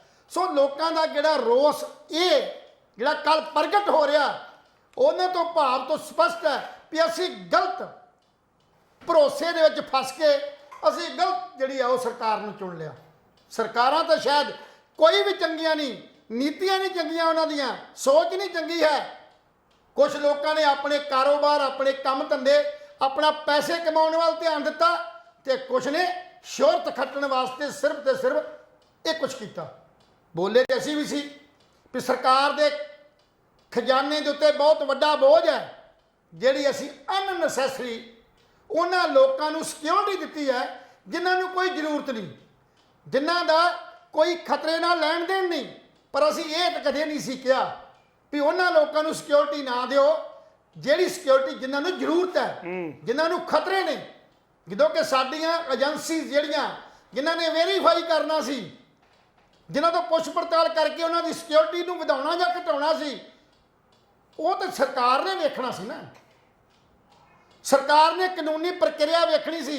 ਇਹੀ ਗਲਤੀ ਭਗਵੰਤ ਮਾਨ ਕਾ ਵੀ ਅੱਜ ਤੱਕ ਜਿੰਨੇ ਵੀ ਐਲਾਨ ਕੀਤੇ ਗਏ ਜਾਂ ਜਿੰਨਾ ਕੁਝ ਵੀ ਬੋਲਿਆ ਗਿਆ, ਉਹਨਾਂ ਦੀ ਜਿਹੜੀ ਸਿਧਾਂਤਕ ਤੌਰ ਤੇ ਕਾਨੂੰਨੀ ਪ੍ਰਕਿਰਿਆ ਦੇ ਤੌਰ ਤੇ ਉਹਨੂੰ ਨਹੀਂ ਵੇਖਿਆ ਜਾਂਦਾ, ਤਾਂ ਹੀ ਤਾਂ ਸਾਰੇ ਫੈਸਲੇ ਜਿਹੜੇ ਨੇ ਚੂਰ-ਚੂਰ ਹੋ ਜਾਂਦੇ ਨੇ। ਇਹ ਵੀ ਜਿਹੜਾ ਕਾਹਲੀ 'ਚ ਕੀਤਾ ਫੈਸਲਾ, ਸ਼ੋਹਰਤ ਲੈਣ ਲਈ ਕੀਤਾ ਫੈਸਲਾ, ਜਿਹੜਾ ਜਦੋਂ ਮਾਰਕੀਟ ਦੇ ਪੇਪਰਾਂ ਦੇ ਥਰੂ ਸ਼ੋਹਰਤ ਲੈਣ ਵਾਸਤੇ ਉਹ ਸਿਕਿਉਰਿਟੀ ਦੀ ਜਿਹੜੀ ਗੱਲ ਕੀਤੀ ਗਈ ਹੈ, ਉਸ ਸਿਕਿਉਰਿਟੀ ਨਹੀਂ ਇਹਦੇ ਦਾ ਨੁਕਸਾਨ ਕੀਤਾ ਗਿਆ। ਸ਼ਾਇਦ ਜੇ ਉਹ ਸਿਕਿਉਰਿਟੀ ਵਾਪਸ ਨਾ ਆਉਣਾ, ਅੱਜ ਤਾਂ ਵੱਖਰੀ ਗੱਲ ਹੈ ਕਿ ਇਸ ਇਸ਼ੂ ਨੂੰ ਆਪਾਂ ਕਹਿ ਦਿੱਤਾ ਜੀ, ਪਰ ਸਵਾਲ ਤੇ ਸਿਸਟਮ ਦਾ ਹੈ। ਪਰ ਆਪਾਂ ਸਿਸਟਮ 'ਚ ਸੁਧਾਰ ਕਿਉਂ ਨਹੀਂ ਕੀਤਾ? ਕਿਸੇ ਦੀ ਬਦਲੀ ਜਿੱਦਣ ਪਹਿਲਾਂ ਜਦੋਂ ਕਾਂਡ ਵਾਪਰਿਆ ਸੀਗਾ ਸੰਗਰੂਰ ਦੇ ਵਿੱਚ ਤੇ ਮਾਨਸੇ ਦੇ ਉਸ ਸਾਈਡ ਤੇ ਉਸ ਵੇਲੇ ਕੀ ਕੀਤਾ ਸੀ ਅਸੀਂ? ਬਦਲਤੇ ਸੀ। ਪਟਿਆਲੇ ਦੇ ਵਿੱਚ ਜਦੋਂ ਦੋ ਫਿਰਕੇ ਆਪਸੀ ਲੜੇ ਤੇ ਨਾਨਕ ਸਿੰਘ ਹੋਣਾ ਨੂੰ ਐਸਐਸਪੀ ਨੂੰ ਬਦਲ ਦਿੱਤਾ ਗਿਆ ਬਿਨਾਂ ਗੱਲਬਾਤ ਤੋਂ। ਇਨਵੈਸਟੀਗੇਸ਼ਨ ਕੋਈ ਨਹੀਂ ਕੀਤੀ। ਅੱਜ ਵੀ ਜਿਹੜੀਆਂ ਬੰਦੇ ਦੇ ਆਧਾਰ ਦੇ ਉੱਤੇ ਆਪਾਂ ਮੰਗਾਂ ਦੀ ਗੱਲ ਕੀਤੀ ਸੀ, ਉਹਦੇ ਫਾਦਰ ਦੀ ਚਿੱਠੀ ਦੇ ਦੌਰਾਨ ਜਾਂ ਹੋਰਨਾਂ ਜਥੇਬੰਦੀਆਂ ਨੇ ਕਿਹਾ ਸਰਕਾਰ ਨੂੰ ਕਿ ਇਹਨੂੰ ਸਿੱਟ ਬਣਾ ਦਿਓ ਜਾਂ ਜਿਹੜੀ ਆ ਸਿਟਿੰਗ ਜੱਜ ਆ ਹਾਈ ਕੋਰਟ ਦਾ ਉਹਨੂੰ ਲਾ ਦਿਓ। ਭਰਾ ਜੀ ਚਾਹੇ ਸਿਟਿੰਗ ਜੱਜ ਵੀ ਲਾ ਦਿਓ ਜਾਂ ਕੁਝ ਵੀ ਲਾ ਦਿਓ, ਇਨਸਾਫ ਨਾਂ ਦੀ ਕੋਈ ਚੀਜ਼ ਨਹੀਂ ਹੈ। ਉਹ ਵੀ ਤਾਂ ਇਨਸਾਨ ਨੇ, ਉਹ ਵੀ ਤਾਂ ਮੀਟਿੰਗਾਂ ਦੇ ਦੌਰਾਨ ਇਸ ਸਾਰੀ ਜਾਣਕਾਰੀ ਨੂੰ ਇਕੱਠਿਆਂ ਕਰਕੇ ਕਰਨਗੇ। ਪਹਿਲਾਂ ਵੀ ਕੇਸ ਜਿਹੜੇ ਨੇ ਉਹ ਪੁਲਿਸ ਹੀ ਇਨਵੈਸਟੀਗੇਟ ਕਰਦੀ ਹੈ, ਆਈਓ ਇਨਵੈਸਟੀਗੇਟ ਕਰਦਾ, ਉਹੀ ਚਾਰਜ ਸ਼ੀਟ ਤਿਆਰ ਕਰਦਾ, ਉਹੀ ਕੋਰਟ 'ਚ ਪੇਸ਼ ਕਰਦਾ, ਉਹੀ ਜੱਜ ਉਹਨੂੰ ਸੁਣਦੇ ਨੇ। ਇਹ ਸਿਸਟਮ ਸਾਰਾ ਉਹੀ ਹੈ। ਫਰਕ ਸਿਰਫ ਇਹਨਾਂ ਕਿ ਅਸੀਂ ਉਹਨੂੰ ਸਮਝਣ ਦੀ ਕੋਸ਼ਿਸ਼ ਨਹੀਂ ਕੀਤੀ। ਅਸੀਂ ਡਿਮਾਂਡ ਦੀ ਡਿਮਾਂਡ ਤੇ ਕਰ ਲਈ, ਪਰ ਜੇ ਅਸੀਂ ਇਸ ਡਿਮਾਂਡ ਦੇ ਪਿੱਛੇ ਚੰਗੀ ਤਰ੍ਹਾਂ ਝਾਤੀ ਮਾਰਾਂਗੇ ਤੇ ਫੋਰਸ ਕਰਨ ਦੀ ਲੋੜ ਹੈ। ਸੋ ਲੋਕਾਂ ਦਾ ਇਕੱਠ ਹੀ ਲੋਕਾਂ ਨੂੰ ਕੁਝ ਦਵਾ ਸਕਦਾ। ਜੇ ਤੁਸੀਂ ਇਹਨਾਂ ਸਰਕਾਰਾਂ ਤੋਂ ਇਸ ਸਿਸਟਮ ਤੋਂ ਕੋਈ ਆਸ ਰੱਖਦੇ ਹੋ ਤੇ ਇਹ ਗੱਲ ਨੂੰ ਲਮਕਾ ਕੇ ਉਹਦੀ ਕਾਰਗੁਜ਼ਾਰੀ ਨੂੰ ਲਮਕਾ ਕੇ ਠੰਡਿਆਂ ਕਰਨ ਵੱਲ ਇਹਨਾਂ ਦਾ ਆਧਾਰ ਹੁੰਦਾ, ਹੋਰ ਕੁਝ ਨਹੀਂ ਹੁੰਦਾ। ਸੋ ਇਸ ਕਰਕੇ ਸਾਡੇ ਲੋਕਾਂ ਨੂੰ ਇਹ ਗੱਲ ਸਮਝਣ ਦੀ ਜ਼ਰੂਰਤ ਹੈ। ਜਦੋਂ ਤੱਕ ਅਸੀਂ ਆਪਣੀ ਇਕੱਠ ਹੋ ਕੇ ਏਕਤਾ ਪੈਦਾ ਨਹੀਂ ਕਰਦੇ, ਲੜਦੇ ਨਹੀਂ ਇਸ ਅਵਸਥਾ ਦੇ ਖਿਲਾਫ, ਤਦ ਤੱਕ ਸਾਡੇ ਲੋਕਾਂ ਦੀ ਜੀਵਨ ਜਿਹੜਾ ਉਹ ਖਤਰੇ 'ਚ ਹੀ ਰਹੇਗਾ। ਇਸ ਖਤਰੇ ਤੋਂ ਬਾਹਰ ਆਉਣ ਲਈ, ਸਮੱਸਿਆ ਤੋਂ ਬਾਹਰ ਆਉਣ ਲਈ, ਸੁਖੀ ਜੀਵਨ ਪਾਉਣ ਵਾਸਤੇ ਸਾਨੂੰ ਖੁਦ ਨੂੰ ਆਪ ਹੀ ਕੁਝ ਕਰਨਾ ਪਏਗਾ। ਜੀ ਬਿਲਕੁਲ, ਤੁਸੀਂ ਇਸ ਸਮੇਂ ਲਾਈਵ ਤਸਵੀਰਾਂ ਵੇਖ ਰਹੇ ਹੋ ਮੂਸੇਵਾਲ ਪਿੰਡ ਤੋਂ, ਔਰ ਜਿੱਥੇ ਸਿੱਧੂ ਮੂਸੇਵਾਲ ਦਾ ਅੰਤਮ ਸੰਸਕਾਰ ਜਿਹੜਾ ਹੈ ਉਹ ਹੋ ਜਾਣਾ ਹੈ। ਔਰ ਸੰਸਕਾਰ ਜਿਹੜਾ ਹੈਗਾ ਜੱਦੀ ਜਿਹੜੇ ਖੇਤ ਨੇ ਪਿੰਡ ਦੇ, ਆਪਣੇ ਉਹਨਾਂ ਦੇ ਖੇਤ ਨੇ, ਖੇਤਾਂ ਦੇ ਵਿੱਚ ਸਿੱਧੂ ਮੂਸੇਵਾਲੇ ਦਾ ਅੰਤਮ ਸੰਸਕਾਰ ਹੋਇਆ। ਔਰ ਸਭ ਤੋਂ ਵੱਡੀ ਗੱਲ ਇਹ ਹੈ ਕਿ ਅੱਖਾਂ ਰੱਖ ਨਾਮ ਸੀ, ਔਰ ਰਾਜਾ ਵੜਿੰਗ ਤੋਂ ਇਲਾਵਾ ਹੋਰ ਪੋਲੀਟੀਕਲ ਕਾਂਗਰਸ ਦੇ ਲੀਡਰ ਉਹ ਵੀ ਉੱਥੇ ਹਾਜ਼ਰ ਸੀ। ਹਾਲਾਂਕਿ ਕੱਲ ਮਾਨਸਾ ਦੇ ਵਿੱਚ ਪ੍ਰਤਾਪ ਸਿੰਘ ਬਾਜਵਾ, ਰਾਜਾ ਵੜਿੰਗ, ਹੋਰ ਬਹੁਤ ਸਾਰੇ ਲੀਡਰਾਂ ਨੇ ਇਕੱਠੇ ਹੋ ਕੇ ਇੱਕ ਕੈਂਡਲ ਮਾਰਚ ਕੱਢਿਆ ਔਰ ਸਖਤ ਕਾਰਵਾਈ ਕਰਨ ਦੀ ਮੰਗ ਵੀ ਕੀਤੀ ਔਰ ਆਮ ਆਦਮੀ ਪਾਰਟੀ ਨੂੰ ਆੜੇ ਹੱਥੀ ਵੀ ਲਿਆ। ਕੱਲਾ ਕੈਂਡਲ ਮਾਰਚ ਮਾਨਸਾ ਵਿੱਚ ਹੀ ਨਹੀਂ ਕੱਢਿਆ ਗਿਆ, ਪੰਜਾਬ ਦੇ ਹਰ ਜ਼ਿਲ੍ਹੇ ਦੇ ਵਿੱਚ ਕੈਂਡਲ ਮਾਰਚ ਕੱਢਿਆ ਜਾ ਰਿਹਾ। ਉਧਰੋਂ ਵੈਨਕੂਵਰ, ਟੋਰਾਂਟੋ ਜਾਂ ਹੋਰ ਅੰਟਾਰੀਓ, USA, UK, ਜਿੱਥੇ ਸਿੱਧੂ ਮੂਸੇਵਾਲੇ ਦੇ ਫੈਨ ਹੈਗੇ ਨੇ, ਉਹਨਾਂ ਪੰਜਾਬੀ ਵਿਦਿਆਰਥੀਆਂ ਨੇ ਵੀ ਹੱਥਾਂ 'ਚ ਬੈਨਰ ਫੜ ਕੇ, ਤਖਤੀਆਂ ਫੜ ਕੇ ਸਿੱਧੂ ਮੂਸੇਵਾਲੇ ਨੂੰ ਇਨਸਾਫ ਦਿਵਾਉਣ ਦੀ ਕੋਸ਼ਿਸ਼ ਕੀਤੀ ਗਈ। ਦੋਸਤੋ, ਸਭ ਤੋਂ ਵੱਡੀ ਗੱਲ ਇਹ ਹੈ ਕਿ ਕੈਨੇਡਾ ਰਹਿੰਦਾ ਗੋਲਡੀ ਬਰਾੜ, ਲਾਰੈਂਸ ਬਿਸ਼ਨੋਈ, ਮਨਕੀਰਤ ਔਲਖ ਦਾ ਮੈਨੇਜਰ, ਇਹ ਬੜੀਆਂ ਤਾਰਾਂ ਨੇ ਜਿਹੜੀਆਂ ਸੁਲਝਾਉਣ ਦੀ ਲੋੜ ਹੈਗੀ ਹੈ।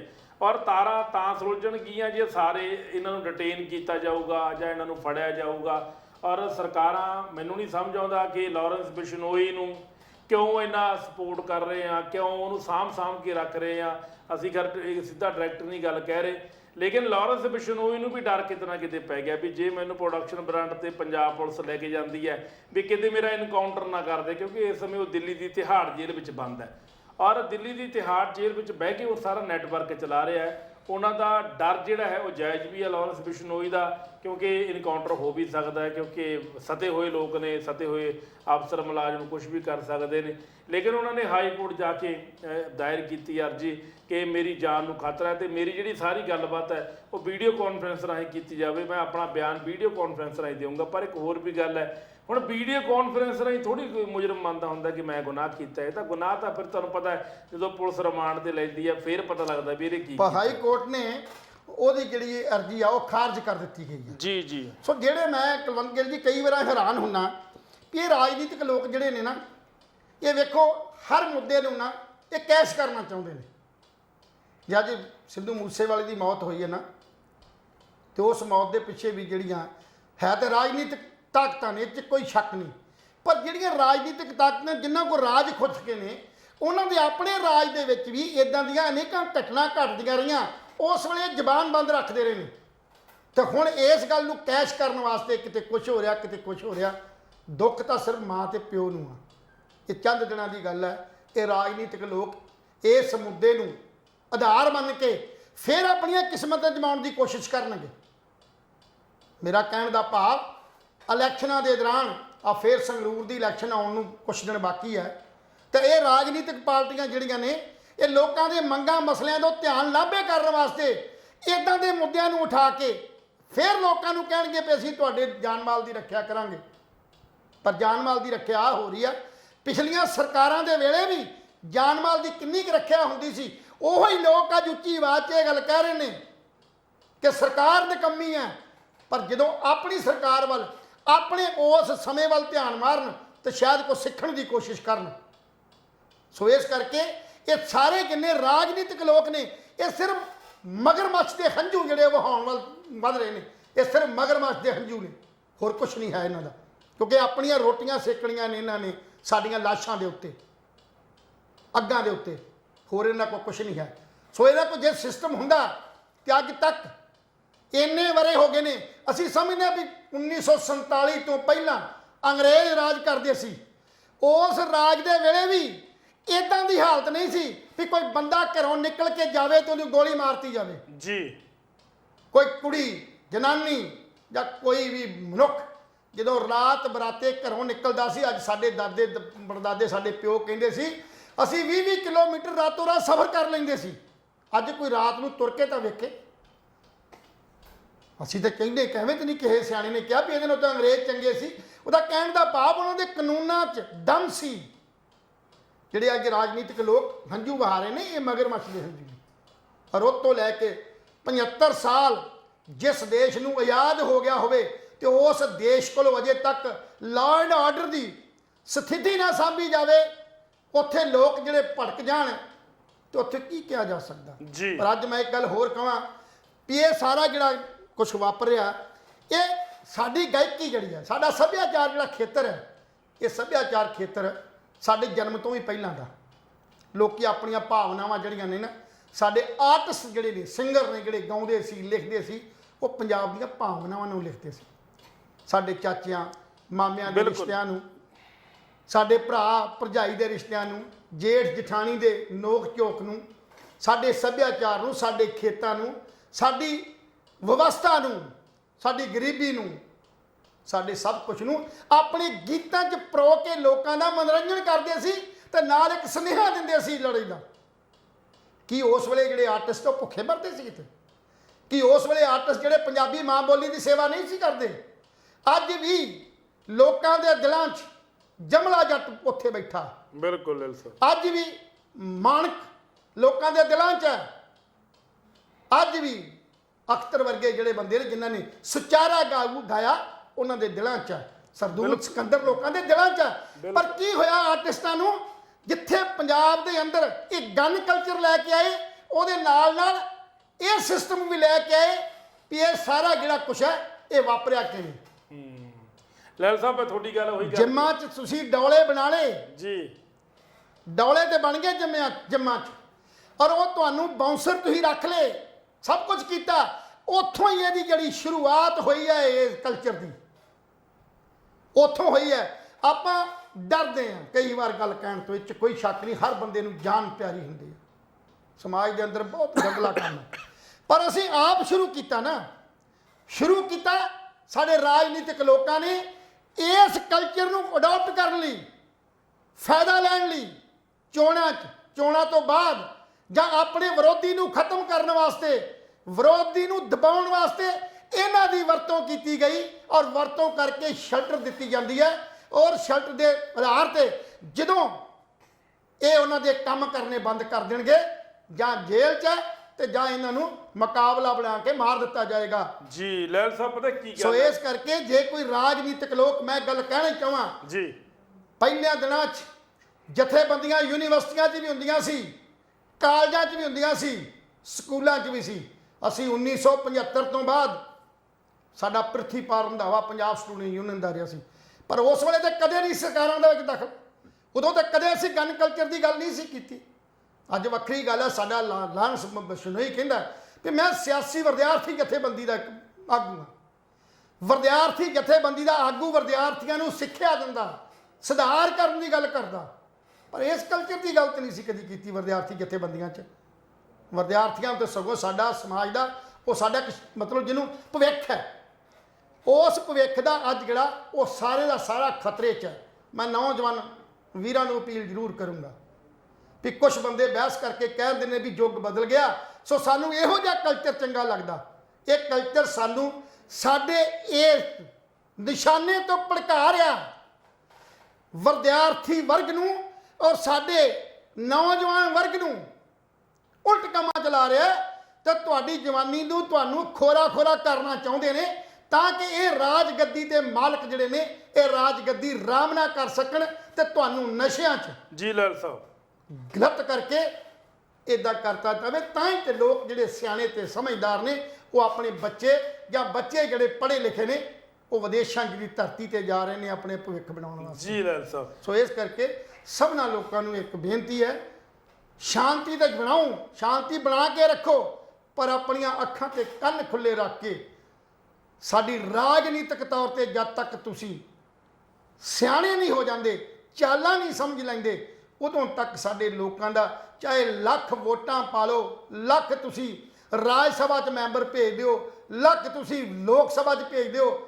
ਉਦੋਂ ਤੱਕ ਸੁਧਾਰ ਜਿਹੜਾ ਹੋਣ ਦੀ ਕੋਈ ਆਸ ਨਹੀਂ ਕੀਤੀ ਜਾ ਸਕਦੀ। ਜੀ ਬਿਲਕੁਲ ਜੀ। ਸੋ ਇਸੇ ਕਰਕੇ ਜਿਹੜਾ ਗਨ ਕਲਚਰ ਹੈ, ਗਨ ਕਲਚਰ ਲਹਿਲ ਸਾਹਿਬ ਨੇ ਬੜੀ ਅੱਛੀ ਗੱਲ ਕਹੀ ਕਿ ਤੂੰਬੀ ਨਾਲ ਵੀ ਗੀਤ ਗਾਏ ਜਾ ਸਕਦੇ ਨੇ। ਪਰ ਅੱਜ ਜਿਹੜਾ ਹੈਗਾ ਨਾ, ਅੱਜ ਦਾ ਜਿਹੜਾ ਸਿਨੈਰੀਓ ਹੈ, ਇਹ ਮੈਂ ਨਾਂ ਵੀ ਲਊਂਗਾ, ਮੈਨੂੰ ਕੋਈ ਡਰ ਨਹੀਂ ਹੈਗਾ। ਜਿਵੇਂ ਹੁਣ ਸਿੱਧੂ ਮੂਸੇਵਾਲਾ ਸਾਹਿਬ ਸੀਗੇ, ਚਲੋ ਉਹ ਤਾਂ ਫੌਤ ਹੋ ਗਏ, ਅਮਰਤ ਮਾਨ ਹੋ ਗਿਆ, ਮਨਕੀਰਤ ਔਲਖ ਹੋ ਗਿਆ, ਜਾਂ ਜਿੰਨੇ ਵੀ ਹੋਰ ਹੈਗੇ ਨੇ ਨਾ ਸਿੰਗਰ ਹੈਗੇ ਨੇ ਜਿਹੜੇ ਨਵੇਂ ਉੱਠੇ ਨੇ, ਆਰਨੇਤ ਹੋ ਗਿਆ, ਠੀਕ ਹੈ ਨਾ, ਉਸ ਤੋਂ ਬਾਅਦ ਕੀ ਕਹਿੰਦੇ ਨੇ ਕਰੋਲਾ ਮਾਨ ਹੋ ਗਿਆ, ਇਹ ਬੜੇ ਸਿੰਗਰ ਨੇ।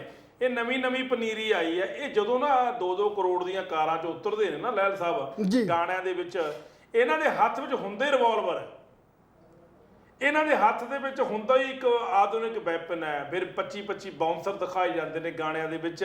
ਜਿਹੜੀ ਸਾਡੀ ਜਨਰੇਸ਼ਨ ਹੈ ਨਾ, ਉਹ ਜਨਰੇਸ਼ਨ ਇਹਨਾਂ ਨੂੰ ਦੇਖ ਕੇ ਗੁੰਮਰਾਹ ਹੋ ਰਹੀ ਹੈ ਵੀ ਤਾਂ ਯਾਰ ਲਾਈਫ ਹੀ ਬਾਲੀ ਵਧੀਆ, ਰਿਵਾਲਵਰ ਹੱਥ ਵਿੱਚ। ਉਹ ਤਾਂ ਇਹਦਾ ਸੋਚਦੇ ਨਹੀਂ ਕਿ ਇਹ ਤਾਂ ਫਿਲਮ ਹੈ, ਇਹਦਾ ਗਾਣਾ 3 ਮਿੰਟ ਦਾ, 3 ਮਿੰਟ ਦੇ ਗਾਣੇ ਤੋਂ ਬਾਅਦ ਇਹਨਾਂ ਨੂੰ ਰਿਵਾਲਵਰ, ਡੁਪਲੀਕੇਟ ਰਿਵਾਲਵਰ ਵੀ ਨਹੀਂ ਮਿਲਣੀ। ਲੇਕਿਨ ਇਹਨਾਂ ਸਿੰਗਰਾਂ ਨੇ ਆਪਣੀ ਬਰਬਾਦੀ ਆਪ ਕਰ ਲਈ, ਆਪਣੇ ਟੋਏ ਆਪ ਪੱਟ ਲਏ। ਜਦੋਂ ਇੱਕ ਗੀਤ ਆਇਆ, ਗੁਰਲੇਜ ਅਖਤਰ ਦਾ ਗੀਤ ਹੈ, ਹੁਣ ਉਹ ਮੇਲ ਸਿੰਗਰ ਦਾ ਮੈਨੂੰ ਨਾਂ ਨਹੀਂ ਪਤਾ, ਇੱਕ ਵਰਡਿੰਗ ਉਹਦੀ ਬੋਲਦੀ ਹੈ, ਕੁੜੀ ਬੋਲਦੀ ਹੈ ਕਿ ਮੈਂ ਆਪਣੇ ਸੂਟ ਤੇ ਜਿਹੜੀਆਂ ਬੂਟੀਆਂ ਪਵਾਈਆਂ ਨੇ, ਰੌਂਦਾਂ ਦੀਆਂ ਪਵਾਈਆਂ ਨੇ। ਸ਼ਰਮ ਆਉਣੀ ਚਾਹੀਦੀ ਹੈ ਇਦਾਂ ਦੇ ਗੀਤ ਗਾਉਂਦੇ ਆ। ਇੱਕ ਗੀਤ ਹੋਰ ਹੈ ਜੀ ਕਿ ਕੁੜੀ ਕਹਿੰਦੀ ਆ ਮੈਂ ਸ਼ੂਟਿੰਗ ਸਿੱਖਦੀ ਆ, ਸ਼ੂਟਿੰਗ ਸਿੱਖਦੀ ਹੈ। ਇੱਕ ਹੋਰ ਵੀ ਹੈ, ਮੈਂ ਬੈਲੀ ਨਾਲ ਮੰਗੀ ਹੋਈ ਆ। ਮਤਲਬ ਅੱਗੇ ਹੁੰਦਾ ਸੀ ਵੀ ਮੁੰਡਾ ਕੀ ਕਰਦਾ, ਠੀਕ ਹੈ ਨਾ, ਮੁੰਡਾ ਕਮਾਈ ਕਰਦਾ, ਲੇਕਿਨ ਹਾਂ ਜਵਾਨੀ ਦੀਆਂ ਗੱਲਾਂ ਮੈਂ ਕਿ ਆਪਾਂ ਤੁਸੀਂ ਵੀ ਮੇਰੇ ਨਾਲ ਸੀਗੇ। ਇੱਕ ਹਰਭਜਨ ਮਾਨ ਦੀ ਫਿਲਮ ਨਵੀਂ ਆਈ ਸੀ ਤੇ ਮੈਂ ਪ੍ਰੈਸ ਕਾਨਫਰੰਸ ਵਿੱਚ ਉਹਨਾਂ ਨੂੰ ਸਵਾਲ ਕੀਤਾ ਵੀ ਤੁਸੀਂ ਰੋਮਾਂਟਿਕ ਸੀਨ ਜਦੋਂ ਕਰਦੇ ਹੋ, ਤੁਸੀਂ ਥੋੜਾ ਦੂਰ ਰਹਿੰਦੇ ਹੋ, ਵੀ ਤੁਸੀਂ ਨੇੜੇ ਕਿਉਂ ਨਹੀਂ ਜਾਂਦੇ? ਉਹ ਕਹਿੰਦਾ ਕੁਲਵੰਤ ਗੱਲ ਏਦਾਂ ਹੈ, ਪਿਆਰ ਨੈਣਾ ਤੋਂ ਨੈਣਾ ਨਾਲ ਹੁੰਦਾ ਹੈ। ਬਿਲਕੁਲ ਕੋਈ ਜਿਸਮਾਨੀ ਪਿਆਰ ਨਹੀਂ ਕਿ ਮੈਂ ਪੱਪੀਆਂ ਕਰਾਂ, ਮੈਂ ਜੱਫੀਆਂ ਪਾਵਾਂ, ਉਹਨੂੰ ਪਿਆਰ ਕਹਿੰਦੇ ਨੇ। ਮੈਂ ਉਦਾਂ ਦਾ ਪਿਆਰ ਪ੍ਰਮੋਟ ਨਹੀਂ ਕਰਨਾ ਚਾਹੁੰਦਾ, ਮੈਂ ਪ੍ਰਮੋਟ ਕਰਨਾ ਚਾਹੁੰਦਾ ਜਿਹੜਾ ਅੱਖ ਦੇ ਇਸ਼ਾਰੇ ਦੇ ਨਾਲ ਹੀ ਗੱਲ ਸਮਝੇ, ਹਕੀਕੀ ਤੇ ਮਜ਼ਾਜੀ ਹਕੀਕੀ ਕਰਨਾ ਚਾਹੁੰਦੇ ਨੇ। ਅੱਜ ਇਹ ਸਿੰਗਰ ਗੈਂਗਸਟਰਾਂ ਦੀਆਂ ਗੱਲਾਂ ਕਰਦੇ ਨੇ। ਉਹ ਮਨਕੀਰਤ ਔਲਖ ਦਾ ਪਹਿਲਾਂ ਵੀ ਗੱਲ ਕਰੀ ਸੀ, ਜੇਲ੍ਹਾਂ ਵਿੱਚੋਂ ਫੋਨ ਆਉਣਗੇ, ਵੀ ਤੈਨੂੰ ਜੇਲ੍ਹਾਂ 'ਚੋਂ ਫੋਨ ਕਿਹਨੂੰ ਦੱਸ ਰਿਹਾ ਜੇਲ੍ਹਾਂ 'ਚੋਂ ਫੋਨ ਆਉਣਗੇ? ਫਿਰ ਤੁਸੀਂ ਆਪ ਜਦੋਂ ਮਰਦੇ ਹੋ, ਤੁਹਾਨੂੰ ਇਹ ਗੈਂਗਸਟਰ ਮਾਰਦੇ ਨੇ, ਫਿਰ ਤੁਸੀਂ ਕਿਉਂ ਸਾਨੂੰ ਮਾਰਤਾ? ਠੀਕ ਹੈ, ਗਿੱਪੀ ਗਰੇਵਾਲ ਦੇ ਧਮਕੀਆਂ ਆਈਆਂ, ਚਲੋ ਮਸਲਾ ਸੌਟ ਆਊਟ ਹੋ ਗਿਆ, ਹਲੇ ਵੀ ਉਹ ਵਿਚਾਰਧੀਨ ਹੈ। ਪਰਮੀਸ਼ ਵਰਮਾ ਦੇ ਗੋਲੀਆਂ ਚੱਲੀਆਂ, ਉਹ ਵੀ ਇੱਕ ਗੈਂਗਸਟਰਾਂ ਨੇ ਕੀਤਾ। ਮਤਲਬ ਸਿੰਗਰ ਸਭ ਡਰੇ ਹੋਏ ਨੇ। ਬਹੁਤ ਸਾਰੇ ਸਿੰਗਰਾਂ ਨੇ ਤਾਂ ਦੁੱਖ ਹੀ ਨਹੀਂ ਜ਼ਾਹਰ ਕੀਤਾ ਉੱਥੇ ਜਾ ਕੇ, ਮੂਸੇ ਪਿੰਡ ਦੇ ਵਿੱਚ ਜਾ ਕੇ, ਵੀ ਅਸੀਂ ਨਾ ਕਿਤੇ ਮਾਰੇ ਜਾਈਏ, ਅਸੀਂ ਨਾ ਖੜਕ ਜਾਈਏ ਕਿਤੇ। ਉਹਨਾਂ ਨੇ ਸਿਰਫ ਟਵਿੱਟਰ ਰਾਹੀਂ ਜਾਂ ਆਪਣੇ ਫੇਸਬੁੱਕ ਵਾਲ ਤੇ ਜਾਂ ਵੈਸੇ ਸਟੇਟਸਾਂ ਤੇ ਪਾ ਲਿਆ, ਬੜਾ ਦੁੱਖ ਹੋਇਆ, ਸੋ ਸੈਡ। ਲੇਕਿਨ ਤੁਸੀਂ ਖੁਦ ਜ਼ਿੰਮੇਵਾਰ ਹੋ ਇਸ ਚੀਜ਼ ਦੇ, ਗਨ ਕਲਚਰ ਦੇ ਤੁਸੀਂ ਖੁਦ ਜ਼ਿੰਮੇਵਾਰ ਹੋ। ਜਦੋਂ ਤੁਸੀਂ ਵੱਡੀਆਂ ਗਨ ਸੋਹਣੀਆਂ ਕੁੜੀਆਂ ਨਾਲ ਲੈ ਕੇ ਘੁੰਮੋਗੇ ਗਾਣਿਆਂ ਦੇ ਵਿੱਚ, ਤੇ ਜਿਹੜਾ ਸਾਹਮਣੇ ਇੱਕ ਬੱਚਾ 16-17 ਸਾਲ ਦਾ ਟੀਵੀ ਵੇਖ ਰਿਹਾ, ਉਹਦੇ ਦਿਮਾਗ ਦੇ ਵਿੱਚ ਵੀ ਉਹ ਗਨ ਫਿਰ ਐਂ ਲੈ ਕੇ ਫੋਟੋ ਗਿੱਲ ਸਾਹਿਬ ਇੱਕ ਸਾਕੇ ਮੈਂ ਤਾਂ ਅੱਗੇ ਲੱਗਾ ਕਿ ਜਿਹੜਾ ਸਾਡੇ ਬੱਚਿਆਂ ਦਾ ਜਾਂ ਨੌਜਵਾਨ ਪੀੜ੍ਹੀ ਦਾ ਜਿਹੜਾ ਦਿਮਾਗ ਹੈ ਨਾ, ਇੱਕ ਖਾਲੀ ਉਹਨੂੰ ਸਲੇਟ ਹੈ, ਉੱਤੇ ਜੋ ਲਿਖਿਆ ਗਿਆ ਉਹ ਪ੍ਰਵਾਨਿਤ ਹੈ। ਕਿਉਂਕਿ ਟੀਵੀ ਇੱਕ ਇਹੋ ਜਿਹਾ ਜ਼ਰੀਆ ਜਿਹਦੇ ਉੱਤੋਂ ਤੁਸੀਂ ਕੋਈ ਆਪਣਾ ਮਾਰਗਦਰਸ਼ਨ ਚੁਣਨਾ ਹੁੰਦਾ। ਬੱਚਿਆਂ ਨੇ ਜਿਹਨੂੰ ਮਾਰਗਦਰਸ਼ਨ ਚੁਣਨਾ ਸੀ ਨਾ, ਉਹ ਤਾਂ ਚੁਣਿਆ ਨਹੀਂ, ਉਹਨਾਂ ਨੇ ਤੁਹਾਨੂੰ ਮਾਰਗਦਰਸ਼ਨ ਚੁਣ ਲਿਆ, ਤੁਹਾਡੇ ਰਾਹ ਤੇ ਚੱਲਣਾ ਸ਼ੁਰੂ ਕਰਤਾ। ਤੁਹਾਡੇ ਵਾਲੀ ਤਾਂ ਸੁਪਨਮਈ ਜ਼ਿੰਦਗੀ ਸੀ, ਪਰ ਇਹਨਾਂ ਨੇ ਸ਼ੁਰੂਆਤ ਆਪਣੀ ਜਿਹੜੀ ਆ ਹਕੀਕਤ 'ਚ ਕਰਨੀ ਸ਼ੁਰੂ ਕਰਤੀ। ਅੱਜ ਨੌਜਵਾਨ ਪੀੜ੍ਹੀ ਨੂੰ ਵਾਪਸ ਮੁੜਨ ਦੀ ਲੋੜ ਹੈ, ਸਿੱਖਿਆ ਦੀ ਲੋੜ ਹੈ। ਕਲਚਰ ਉਸੇ ਤਰ੍ਹਾਂ ਹੀ ਆ। ਤੁਸੀਂ ਜੀਨਾਂ ਪਾਉਣ ਤੋਂ ਬਾਅਦ ਆਪਣੇ ਪਜਾਮਿਆਂ ਕੁੜਤਿਆਂ ਤੇ ਆ ਸਕਦੇ ਹੋ, ਤਾਂ ਫਿਰ ਤੁਹਾਨੂੰ ਆਪਣੇ ਪੰਜਾਬੀ ਕਲਚਰ ਨਾਲ ਪੁਰਾਣਾ ਕਿਉਂ ਨਹੀਂ ਤੁਸੀਂ ਜੁੜ ਸਕਦੇ? ਤੁਸੀਂ ਵਿਦੇਸ਼ਾਂ ਦੀਆਂ ਸਾਨੂੰ ਕਹਾਣੀਆਂ ਦੱਸਦੇ ਹੋ, ਉੱਥੇ ਆਹ ਕੁਛ ਹੈ, ਜੇ ਕੁਛ ਹੈ। ਜੇ ਦੁਨੀਆ ਪੱਧਰ ਦੇ ਉੱਤੇ ਉਹਨਾਂ ਦਾ ਐਜੂਕੇਸ਼ਨ ਪੱਧਰ, ਉਹਨਾਂ ਦਾ ਰਹਿਣ ਸਹਿਣ ਦਾ ਪੱਧਰ ਦੇਖ ਲਓ, ਤੇ ਭਾਰਤ ਦਾ ਦੇਖ ਲਓ ਕਿੱਥੇ ਆ। ਤੁਸੀਂ ਨਕਲ ਨਾ ਕਰੋ ਵੀ ਵਿਦੇਸ਼ਾਂ ਦੇ ਅੰਦਰ ਅਮਰੀਕਾ, ਕੈਨੇਡਾ, ਉਹ ਬਹੁਤ ਡਿਵੈਲਪ ਕੰਟਰੀ ਨੇ, ਪੜ੍ਹੇ ਲਿਖੇ ਲੋਕ ਨੇ। ਅੱਜ ਮੈਂ ਕਾਹਨ ਸਿੰਘ ਪੰਨੂ ਦੀ IAS ਅਫਸਰ ਦੀ ਇੱਕ ਇੰਟਰਵਿਊ ਦੇਖ ਰਿਹਾ ਸੀ। ਉਹ ਕਹਿੰਦਾ ਜੇ ਪੰਜਾਬ ਦੀ ਨਿੱਘਰੀ ਹਾਲਤ ਹੈ ਤੇ ਇਹਦੇ ਜ਼ਿੰਮੇਵਾਰ ਹੋਏ ਕਈ ਨਹੀਂ, ਉਹਦੀ ਜ਼ਿੰਮੇਵਾਰੀ ਸਾਡੀ ਜਿਹੜੀ ਹੈ ਐਜੂਕੇਸ਼ਨ ਹੈ, ਸਿੱਖਿਆ ਪ੍ਰਣਾਲੀ ਹੈ। ਉਸ ਸਿੱਖਿਆ ਪ੍ਰਣਾਲੀ 'ਚ ਜਦੋਂ ਦੀ ਪ੍ਰਾਈਵੇਟਸ ਆਏ ਨੇ, ਪ੍ਰਾਈਵੇਟਾਈਜ਼ ਹੋਈ ਆ 2005 ਤੋਂ ਬਾਅਦ, ਉਦੋਂ ਤੋਂ ਸਾਡਾ ਜਿਹੜਾ ਸਿਸਟਮ ਹੈ ਡਾਊਨ ਦਾ ਡਾਊਨ ਹੁੰਦਾ ਗਿਆ, ਫਾਲ ਹੁੰਦਾ ਗਿਆ। ਉਹ ਕਹਿੰਦਾ ਵਿਦੇਸ਼ਾਂ ਦੇ ਲੋਕ, ਉਹਨਾਂ ਦੀ ਐਜੂਕੇਸ਼ਨ ਤੇ ਭਾਰਤ ਦੀ ਐਜੂਕੇਸ਼ਨ ਦਾ ਬਹੁਤ ਵੱਡਾ ਡਿਫਰੈਂਸ ਹੈ।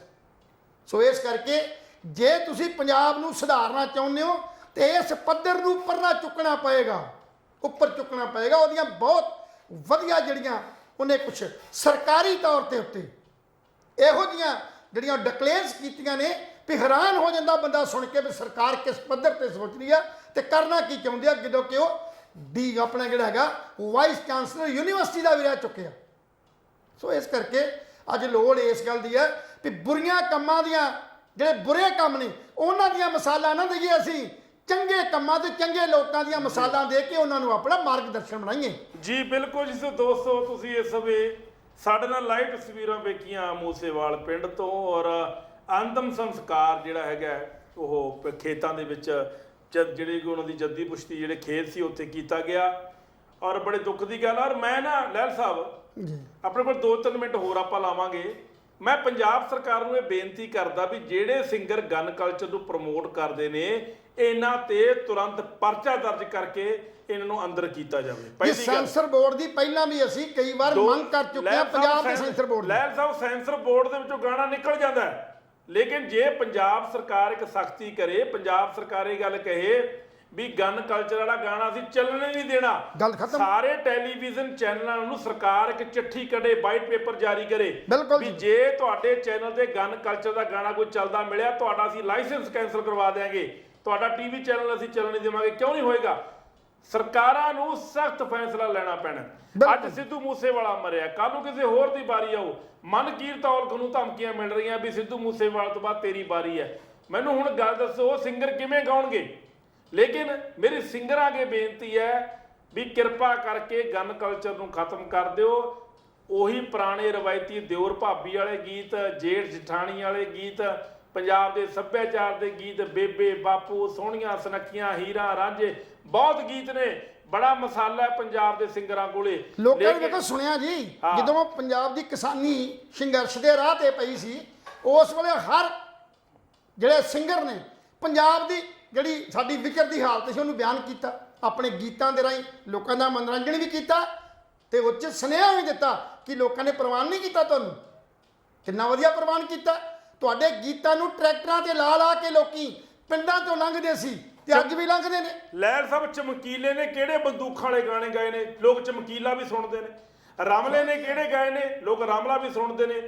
ਮੁਹੰਮਦ ਸਦੀਕ, ਸੁਰਿੰਦਰ ਸ਼ਿੰਦਾ, ਗੁਰਚਰਨ ਪੋਲੀ, ਠੀਕ ਹੈ, ਬੀਬੀ ਪਰਮਿੰਦਰ ਕੌਰ, ਜਿਹੜੇ ਮਰਹੂਮ ਮਰ ਗਏ, ਜਿਹੜੇ ਪੁਰਾਣੇ ਗੁਲਸ਼ਨ ਕੋਮਲ ਹੋ ਗਈ, ਦਿਦਾਰ ਸੰਧੂ ਵਰਗੇ ਹੋ ਗਏ, ਕਰਤਾਰ ਰਮਲੇ ਵਰਗੇ ਹੋ ਗਏ, ਜਿਹੜੇ ਪੁਰਾਣੇ ਬੰਦੇ ਸੀ, ਇਹਨਾਂ ਨੇ ਕਿੱਥੇ ਬੰਦੂਕਾਂ ਦੇ ਪਿਸਤੌਲਾਂ ਦੀ ਗੱਲ ਕੀਤੀ ਹੈ? ਉਹਨਾਂ ਪੰਜਾਬੀ ਕਲਚਰ ਦੀ ਗੱਲ ਕੀਤੀ ਹੈ, ਪੰਜਾਬੀ ਦੇ ਰਹਿਣ ਸਹਿਣ ਦੀ ਗੱਲ ਕੀਤੀ ਹੈ, ਪੰਜਾਬੀ ਦੇ ਰਿਵਾਜ਼ਾਂ ਦੀ ਗੱਲ ਕੀਤੀ ਹੈ।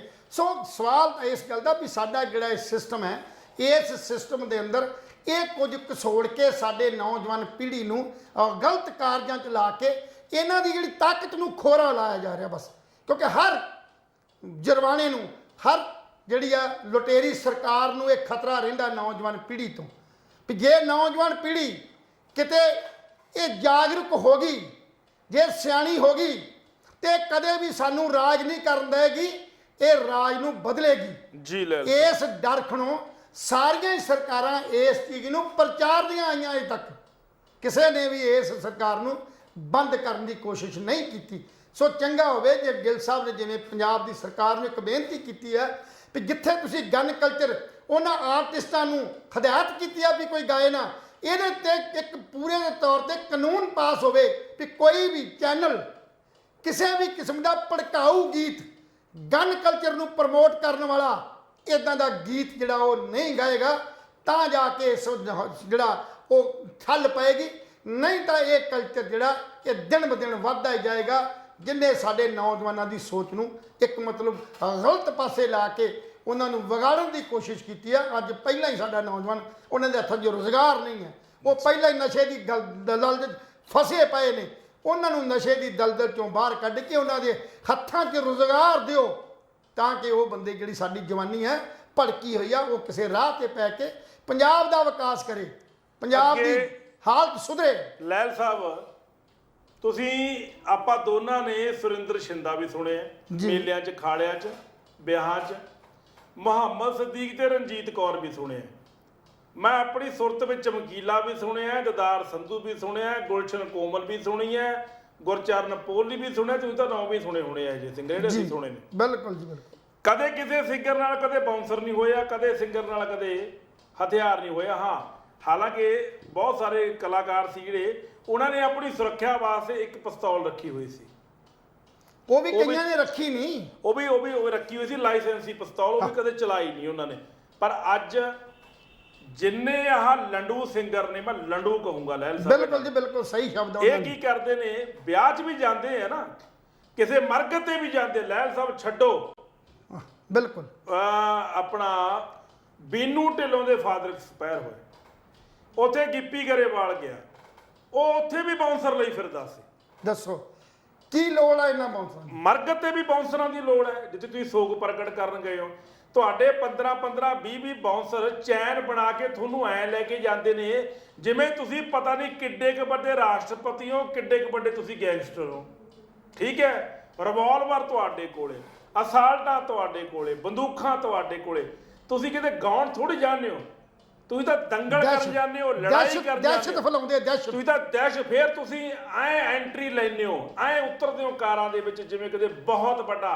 ਅਮਰਤਮਾਨ ਵੀ ਇਦਾਂ ਹੀ ਕਰਦਾ, ਲੋਕਾਂ ਨੇ ਤੁਹਾਨੂੰ ਸਤਿਕਾਰ ਆਪਣੀ ਅੱਖਾਂ ਦੇ ਬਿਠਾਇਆ ਹੋਇਆ। ਮਾਨ ਵੀ ਇਦਾਂ ਹੀ ਕਰਦਾ, ਜਿੰਨੇ ਹੋਰ ਸਿੰਗਰ ਨੇ ਸਾਰੇ ਇਦਾਂ ਕਰਦੇ ਨੇ।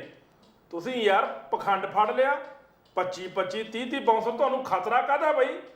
ਜੇ ਤੁਸੀਂ ਕੰਮ ਜੇ ਤੁਹਾਨੂੰ ਖਤਰਾ ਹੀ ਆ ਤਾਂ ਗਾਉਣਾ ਛੱਡ ਦਿਓ, ਘਰੇ ਬਹਿ ਜਾਓ, ਕੋਈ ਹੋਰ ਕੰਮ ਕਰ ਲਓ, ਹੋਰ ਕੰਮ ਕਰ ਲਓ, ਇੱਟਾਂ ਲਾ ਲਓ, ਮਿਸਤਰੀ ਬਣ ਜਾਓ, ਜਿਹੜੇ ਤਰਖਾਣ ਬਣ ਜਾਓ। ਤੁਹਾਨੂੰ ਜੇ ਰੱਬ ਨੇ ਜਾਂ ਸਰਸਵਤੀ ਨੇ ਤੁਹਾਡੇ ਗਲੇ 'ਚ ਬੈਠ ਕੇ ਤੁਹਾਨੂੰ ਕੋਈ ਗੁਰ ਦਿੱਤਾ ਹੈ, ਤੁਹਾਨੂੰ ਆਵਾਜ਼ ਵਧੀਆ ਦਿੱਤੀ ਹੈ, ਤਾਂ ਤੁਸੀਂ ਪੰਜਾਬ ਦੇ ਲੋਕਾਂ ਦੀ ਸੇਵਾ ਕਰਨ ਦੀ ਬਜਾਏ ਅੱਜ ਤੁਸੀਂ ਲੋਕਾਂ ਨੂੰ ਮਤਲਬ ਇਸ ਢੰਗ ਨਾਲ ਡਰਾਉਣ ਦੀ ਕੋਸ਼ਿਸ਼ ਕਰ ਰਹੇ ਹੋ। ਫਿਰ 4 ਕੁੜੀਆਂ ਲੈਂਦੇ ਆ ਲਹਿਲ ਸਾਹਿਬ, ਕੀ ਫਾਇਦਾ? ਕੁੜੀਆਂ ਦੇ ਕੱਪੜੇ ਵੀ ਇਹੋ ਜਿਹੇ ਪਵਾਉਣਗੇ, ਹੋਰ ਦੱਸੋ। ਛੱਡੋ ਖੇੜਾ, ਸਿੰਗਰ ਨੇ ਤਾਂ ਰਿਵਾਲਵਰ ਫੜੀ ਹੈ, ਕੁੜੀ ਵੀ ਰਿਵਾਲਵਰ ਫੜ ਕੇ ਏਦਾਂ ਨਿਸ਼ਾਨੇ ਲਾ ਰਹੀ ਹੈ। ਕਿਸ ਕਲਚਰ ਨੂੰ ਪ੍ਰਮੋਟ ਕਰ ਰਹੇ ਹਾਂ ਇਹ ਤੁਸੀਂ? ਅਸੀਂ ਨੌਜਵਾਨੀ ਨੂੰ ਕਿਸ ਪਾਸੇ ਲਾ ਰਹੇ ਹਾਂ? ਤੁਸੀਂ ਬਦਮਾਸ਼। ਸੋ ਸਾਡੀ ਇੱਕ ਬੇਨਤੀ ਹੈ ਸਾਰੇ ਸਿੰਗਰਾਂ ਨੂੰ, ਆਰਟਿਸਟਾਂ ਨੂੰ, ਜਿੰਨੀ ਮਰਜ਼ੀ ਬੇਨਤੀ ਜੇ ਕਰੀ। ਪੰਜਾਬ ਦੇ ਲੋਕਾਂ ਦਾ ਭਲਾ ਚਾਹੁੰਦੇ ਹੋ, ਜੇ ਪੰਜਾਬ ਦੇ ਲੋਕਾਂ ਦਾ ਕੋਈ ਫਾਇਦਾ ਕਰਨਾ ਚਾਹੁੰਦੇ ਹੋ, ਤੇ ਇਸ ਗੱਲ ਤੋਂ ਬਦਲ ਕੇ ਕਿਸੇ ਚੰਗੇ ਰਾਹ ਪੈ ਜਾਓ, ਚੰਗੇ ਲੋਕਾਂ ਨੂੰ ਸੁਨੇਹਾ ਦਿਓ, ਚੰਗੇ ਲੋਕਾਂ ਲਈ ਕੰਮ ਕਰੋ, ਤੇ ਤੁਹਾਨੂੰ ਕੋਈ ਸਿਰ ਮੱਥੇ ਲਿਆਣਗੇ।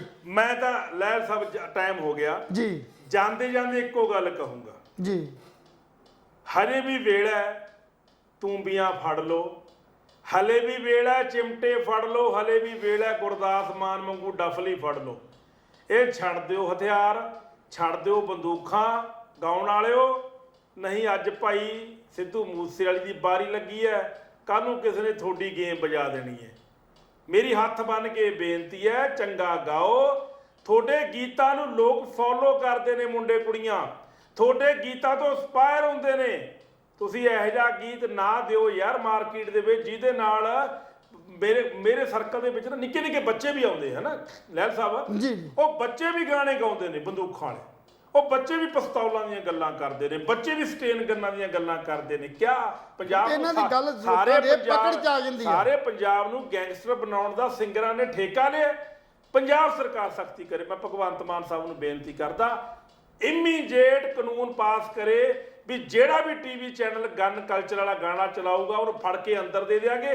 ਤੁਸੀਂ ਆਪਣਾ ਸਿਹਤ ਮੰਤਰੀ ਅੰਦਰ ਦਿੱਤਾ ਨਾ ਪੰਜਾਬ ਦਾ, ਉਧਰੋਂ ਦਿੱਲੀ ਵੀ ਦੇਤਾ, ਵੀ ਸਤਿੰਦਰ ਜੈਨ ਉਹ ਵੀ ਦੇਤਾ, ਈਡੀ ਨੇ ਫੜ ਕੇ ਅੰਦਰ ਦੇਤਾ।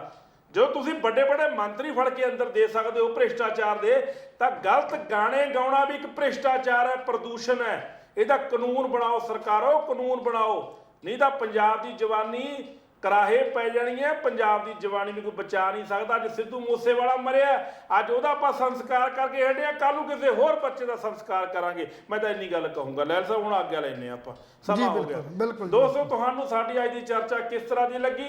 ਆਪਣੇ ਵਿਚਾਰ, ਆਪਣੇ ਸੁਝਾਅ ਸਾਨੂੰ ਜ਼ਰੂਰ ਦੇ ਦਿਆ ਕਰੋ। ਕੱਲ ਫੇਰ ਮਿਲਾਂਗੇ ਇਸੇ ਸਮੇਂ ਇਸੇ ਚੈਨਲ ਦੇ। ਤਦ ਤੱਕ ਲਈ ਖੁੰਡ ਚਰਚਾ ਦੀ ਟੀਮ ਨੂੰ ਇਜਾਜ਼ਤ ਦਿਓ।